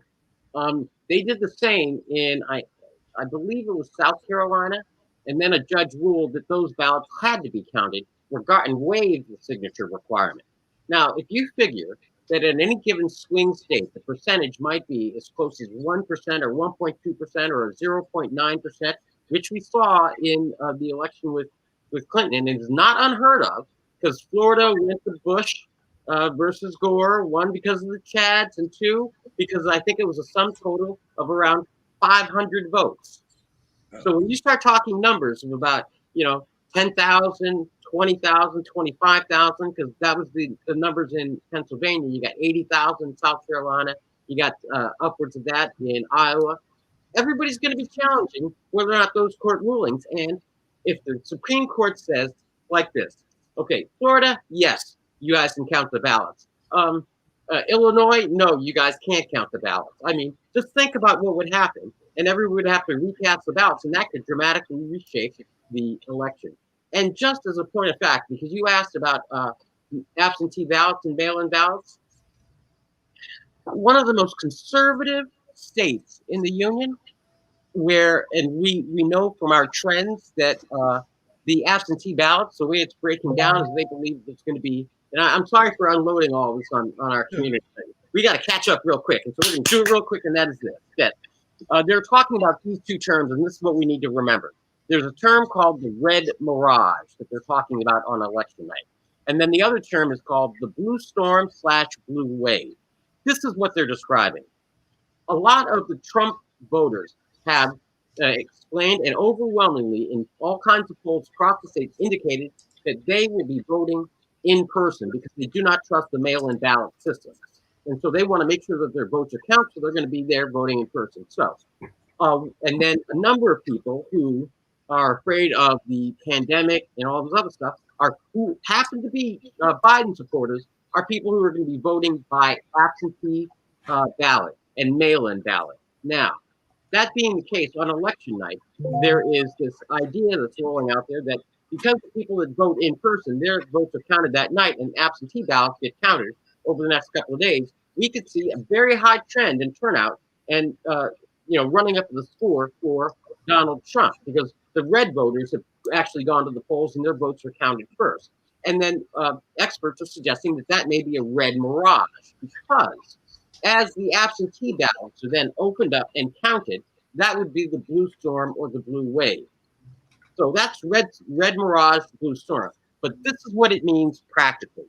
In the state of Kentucky, a Republican stronghold that is now hotly contested, that's normally solidly Republican and had been solidly Trump, they received over 330,000 requests for absentee ballots.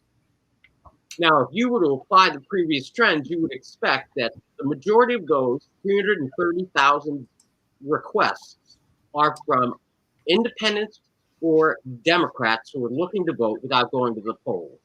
And that's just how competitive Kentucky is. And Kentucky shouldn't even be on the map anywhere. I mean, a Democrat shouldn't even have a thought of being able to fight and screw around in Kentucky or South Carolina or Alabama. You know, I mean, some places we just agree, or South Dakota or North Dakota. And not that there's anything wrong with it, but it's just like, you know, son, you know, you don't have to go home, but you can't stay here. No, I learned of a state that's very much like that as well, that being the state of Kansas. Kansas is also one of those that's very much a Republican stronghold. I learned that with one of my guests last week because she was an author out of Kansas, and definitely she said that throughout her state, that's all she saw was Trump flags and Trump statues and everything. And I see we got got Lynn in the house. So I'm glad we got Lynn in the house as well. But by the way, Kim, I'm liking this button. I've been trying it on my computer, so I'm liking the big full screen. It is wonderful. So I just tried it. It is wonderful. You were coming through very clearly, Bill. So I was loving that. So definitely a great thing that everybody should try, because I tried that and it just gives the nice full TV version of what's going on. So if you haven't tried those, and they look like 5 stars on the side, I would recommend that everybody try that because it gives a big full screen. It's wonderful. So a new tool that's something that folks should use. Just go to the bottom right of the picture of what we are doing an interview on. If you take the cursor and put it on the bottom right corner, you'll see 4 corners. And if you click on that, that gives you a big view. And what's nice about that is generally when we're doing these interviews, we got this little bitty screen that we are looking at with all of us on there. And whenever we're trying to share information on the screen, it automatically it's hard to see for us, right? And we don't have a means to zoom in or out very well. But what that little button on our screen now gives us is the ability to watch everything in full screen so that we can see the little items that people are sharing. And so, yeah, the full view is great. Thank you, Mark. No problem. I was loving it. Like I said, I hit it as soon as you told me about it. And as I was talking to Bill, and I'm like, hey, this is like real fun. I need to do this more often. So definitely a new tool that folks need to use. Hey, Lynn, what's going on at the Family Dollar store? Because I know that you got all kinds of amazing things happening down there. And you're still trying to torture me because you keep trying to add items and all of that. So, you know, since all that torture, I'm thinking that at some point you're going to get to 10,000. And at some point you're also going to start delivering to Sasha down there in Canada. But those are things that we both need. We need you to deliver to Sasha, and you need to stop torturing me by adding items. Because I know you're trying to get to 20,000 just to torture me. Well, it's we're not trying to torture you, Mark. We're just trying to test you. Oh, okay. By the way, Bill looks fantastic in full screen. Mark, I wish I could say the same for you. Oh no, I didn't mean to say that. Anyway,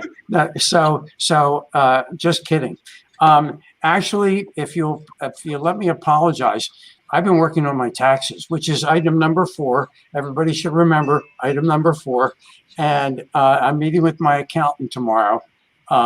And I'm still trying to finish up so that I have everything ready for him. So quite honestly, I haven't looked at the website. I do know that we have, in the last couple of weeks, have added a lot of food stuff. And I know, Mark, that you're into food stuff. And because you're into food stuff, you need to get back on the site and start buying more. And you know, I did hear you did another order.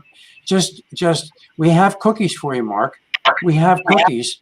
So yeah, I did not get cookies in my last order. I actually got pancakes because those pancakes were looking very tempting. So I got some pancakes and I got some other things. I'm expecting a knock on my door any moment because I know that y'all have shipped because I got the email saying it was on the way. So I'm expecting a knock on the door. Don't be surprised if you see me all of a sudden pop up because somebody's knocking on the door, bringing that food and other things, because I'm expecting a knock on the door from that order that I made last week. So definitely looking forward to that. Good. So let's tell the people. By the way, Bill, I loved your little discussion about the blue wave and the red mirage. Yeah, and the whole thing. And battleground states, Dan. What's that? You're in one of the battleground states. They are fighting tooth and nail down there in Pennsylvania. Yeah, I know. And don't get me on the politicians. I know. Because you've heard me say before, we should throw them all out and start over again. Both sides. Both sides. Reboot. Both sides. Because as we well know, they are experts. 512 of them are experts of speaking out of both sides of their mouths. And unfortunately, but I'm sure that's true in India. I'm sure that's true up in Canada too. So let's go back to the dollar store. Just real quickly, did you hear what David said though on Bill's show? Because David actually was talking about the fact of wanting what you want. He wanted folks to get tossed out. I think he called it a citizens something bill, but he was also proposing that we toss folks out and that I would even argue maybe add some other parties, but that's just me and my bias because I think that the two-party system isn't necessarily working. So I just remember Bill mentioned something about, David Walker, who I believe was the gentleman's name, had a thing about us trying to reform the political system. So if you watch American politics, you will see somebody that is agreeing with you, Lynn. Well, anyway, there are probably a lot of people who agree with me, but I know there are 512 who don't. And they control whether or not there's any kind of an amendment to the Constitution. So anyway, let's go back to the dollar store. As people may or may not have heard, and we want everybody to know that we're supporters of Money Masters PBS, which is the owner of IBM TV. And we have an online dollar store. Our link on the internet is family.dollarstore.com, but you really don't have to remember that, because if you go to the IBM TV website, there's a big round green button. Just click on the button and it'll take you right to the store. So those of us with memory problems don't have to worry about it. There's just a big round button. In fact, I forgot the name. I just went to IBM TV and clicked on the button. But there you go. So we have wonderful products. As Mark mentioned, we're not quite up to 20,000 yet. We're actually a little bit above 4,300 right at the moment. And we were adding like crazy, Mark, until we found out that you really spoofed this, because you said you had gotten to 4119, and we found out later you haven't gotten to 2,500 yet. So we're slowing down because we don't want you to get to the end. So we'll wait until you get closer to the end, and then we're going to add more. Bill, I tried to bluff him. It didn't work. But anyway, so we have some really great products. But let me finish with Money Masters PBS and IBM TV. Through the end of the month, which is next week, we're contributing 100% of our profit to Money Masters PBS. And then thereafter, it's 50%. So we want people to shop like crazy, because 100% of the money will go to Money Masters PBS. And we know that the mission is there to support and reduce the gap between poverty and financial sustainability, supporting financial education, which results in financial fitness. And I know Kimberly's showing us some of the products on the website. It's interesting today it's a smaller screen. So I don't know whether that's because I enlarged my screen or not, but I love the enlarged screen. So an example of some of the products right there, Kimberly's showing you disposable masks. We have 50 in a box of that cost $25. Excuse me. We have a gift token program that if you become a customer, you're going to immediately get $5 worth of savings from gift tokens that you get. And if you join before the end of the month as a customer, you're going to get another $5, which means that you can actually get 50 masks for $15. So as Bill knows, that's how much, Bill, per mask? 30 cents. 30 cents. Right. Good, Bill. So 30 cents and free shipping and handling. And free shipping and handling. Okay. Yeah, Bill's absolutely right, because any order of $25 or more is shipped for free. So now let's talk about a couple of other things. We have a lot of CBD products. Okay. We have things like CBD patches, which you can put on if you have a bad back. Do I have it upside down? I do. This one has lidocaine in it. Okay. but we have lots of other CBD products. Some will help you sleep. Oh, there it is. Genesis Solutions Line-Free Lift. If you go to Amazon and you buy that product, it's going to cost you $67 plus shipping. We have it for $4.99. So buy your box of masks, okay? And you're going to get the Genesis Solutions Line-Free. Now, I know that Mark, Sasha, and Bill and I don't particularly care about the lines in our faces, but Kimberly does, although it's obvious she's cared about it for a long time because she doesn't have many. But buy that, give it to your wife, significant other, whomever you want to give it to. Now, then there's the club. Everybody has to belong to the club. It's the Minion Napkin Club. Kimberly started it, and hopefully everybody else will join. Don't even use the napkins. Just be here and have your napkins available to be part of the club.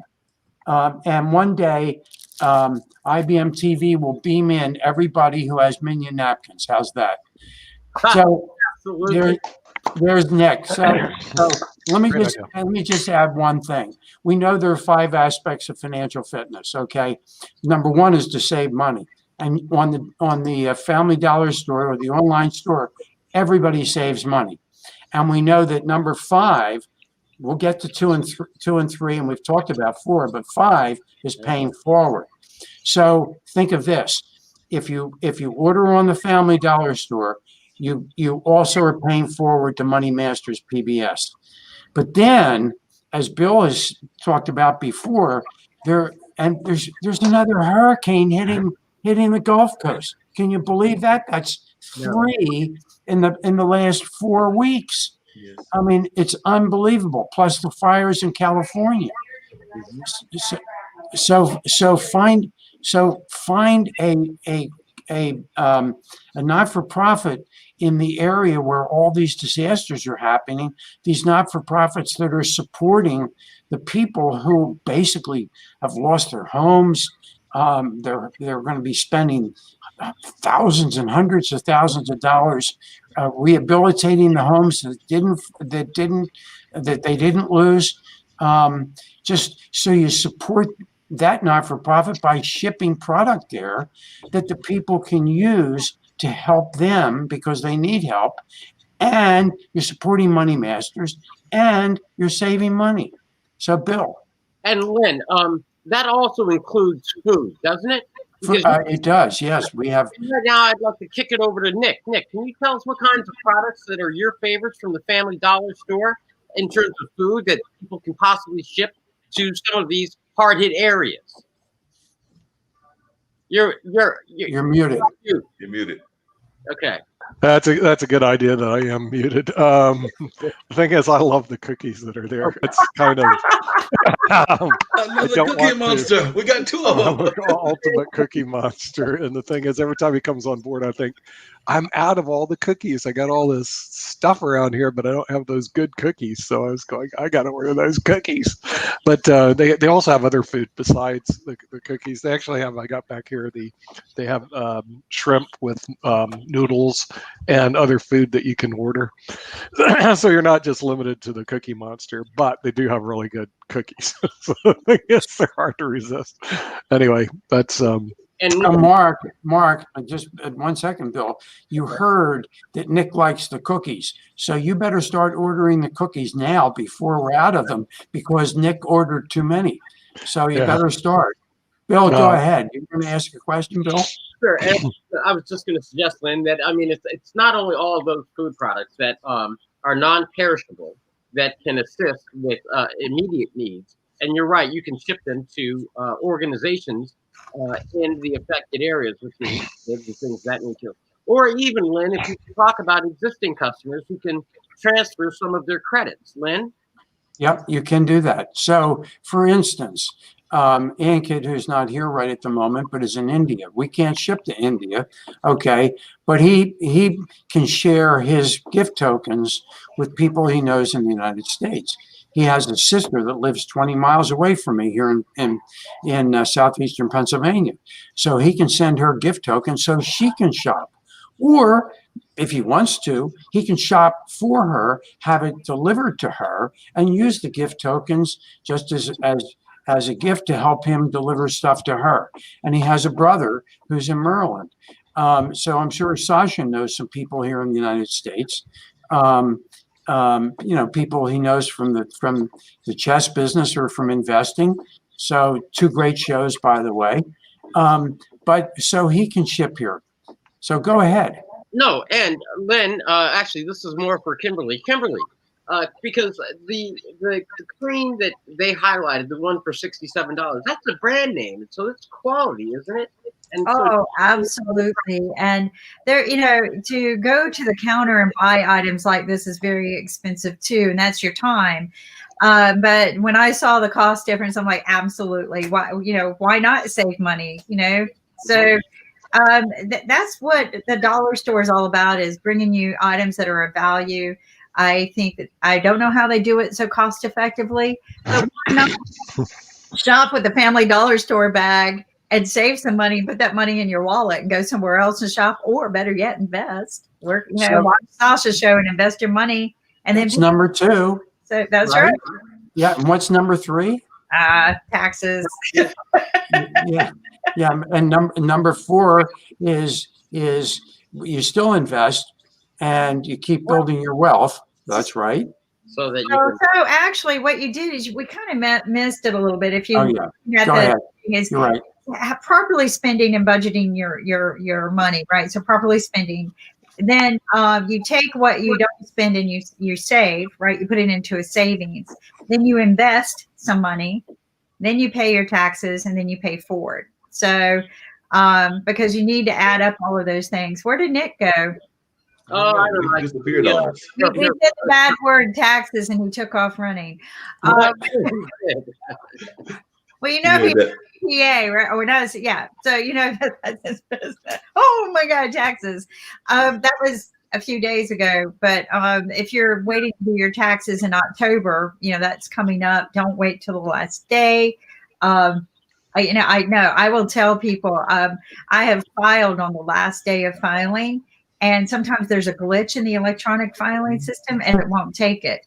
So do not wait until the last day. I'll always try to do it the day before, 2 days before, in case there's a glitch. You can fix it. But definitely be on top of your taxes. It's very important for many reasons, right, Nick? Yeah, because otherwise they get on top of you.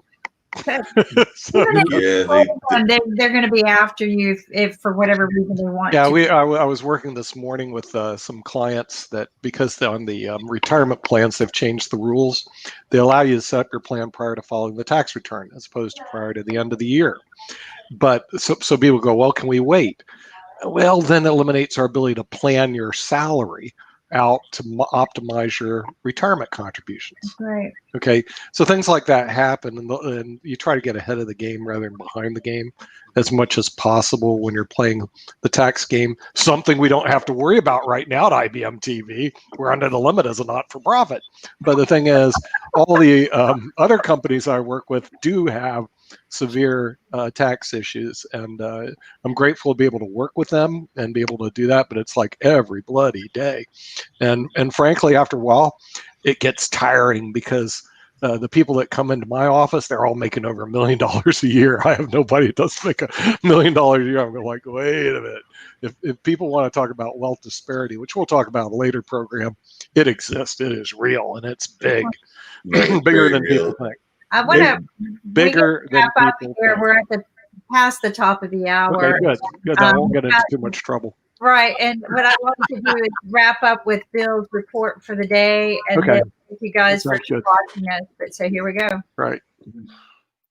From IBM TV, International Broadcast Media, this is your report from Washington. Ruth Bader Ginsburg will lie in repose at the Supreme Court on Wednesday and Thursday. And on Friday, she will become the first woman in history to lie in state in the U.S. Capitol in National Statuary Hall. A private interment will be held next week at Arlington National Cemetery. There are 41 days left until the presidential election. Biden, in combination with the Democratic Party, entered this month with $466 million in cash reserves heading into the final weeks of the 2020 presidential election. This was prior to the over $91 million it raised over the weekend. Federal Election Commission documents show that Trump raised $61.7 million in August, spent $61.2 million, and added $900,000 in debt, a clear sign that the Trump campaign is running out of money. Biden currently leads in the battleground states of Wisconsin, Pennsylvania, Nevada, Minnesota, Michigan, and New Hampshire. The race is within the margin of error in Arizona, North Carolina, Texas, and Florida. Biden's campaign is going on the offensive and putting money behind new ads in Iowa and Georgia as it seeks to expand the battleground map. Separately, Biden attacked Trump over the coronavirus pandemic. Campaigning in Wisconsin, Biden said, quote, "We hear him privately say this is a deadly virus, far more deadly than any flu. But that's not what he was saying to us publicly." Continuing, Biden said, publicly, he told us it was just like the flu and it would disappear in the warm weather, just like a miracle. It was all a lie. He knew it. What's his explanation? He said he didn't want to see the American people pandemic. He didn't want to panic them. End quote. Biden said, the fact is Trump panicked. The virus was too big for him. Trump, for his part, has provided a pre-recorded address to the UN General Assembly today. Trump indicated that his remarks will attack China over the COVID-19 pandemic. In other news, the House presented a plan for a continuing resolution which excluded a provision that would give the administration continued authority to dole out Agricultural Department farm bailout funds. The Republicans plan a fight in the Senate. The government runs out of money in 9 days. The airline bailout package ends in 10. Separately, the UK plans to announce new restrictions on social interactions today as the government tries to slow the spread of COVID-19 before it spirals out of control. Also, in the Netherlands, they begin reimposing restrictions in its battle with COVID-19. Also in Europe, the European Central Bank President Christine Lagarde announced that the European economy is rebounding, but that the recovery remains uncertain, incomplete, and dependent on containing the virus outbreak. In the United States, the financial sector was hit hard Monday following a report alleging that a number of banks have continued to profit from illicit dealings with criminal networks. The report compounded a massive sell-off across global markets because of COVID-19 and the resulting economic damage. In a sign of the times, a Massachusetts man installed an electrified fence in his front lawn to prevent people from stealing his Trump campaign signs. In all, 6 have disappeared. Local law enforcement officers are investigating. Finally, the current COVID death toll from Johns Hopkins University is over 199,890 American souls lost and 965,294 global souls lost with no end in sight. That is your report for this day, September 22nd, 2020, from IBM TV, International Broadcast Media, smart television for a smarter global community, from dictatorships to democracies around the world. Good morning, good afternoon, and good night. I'm Bill Trezevant.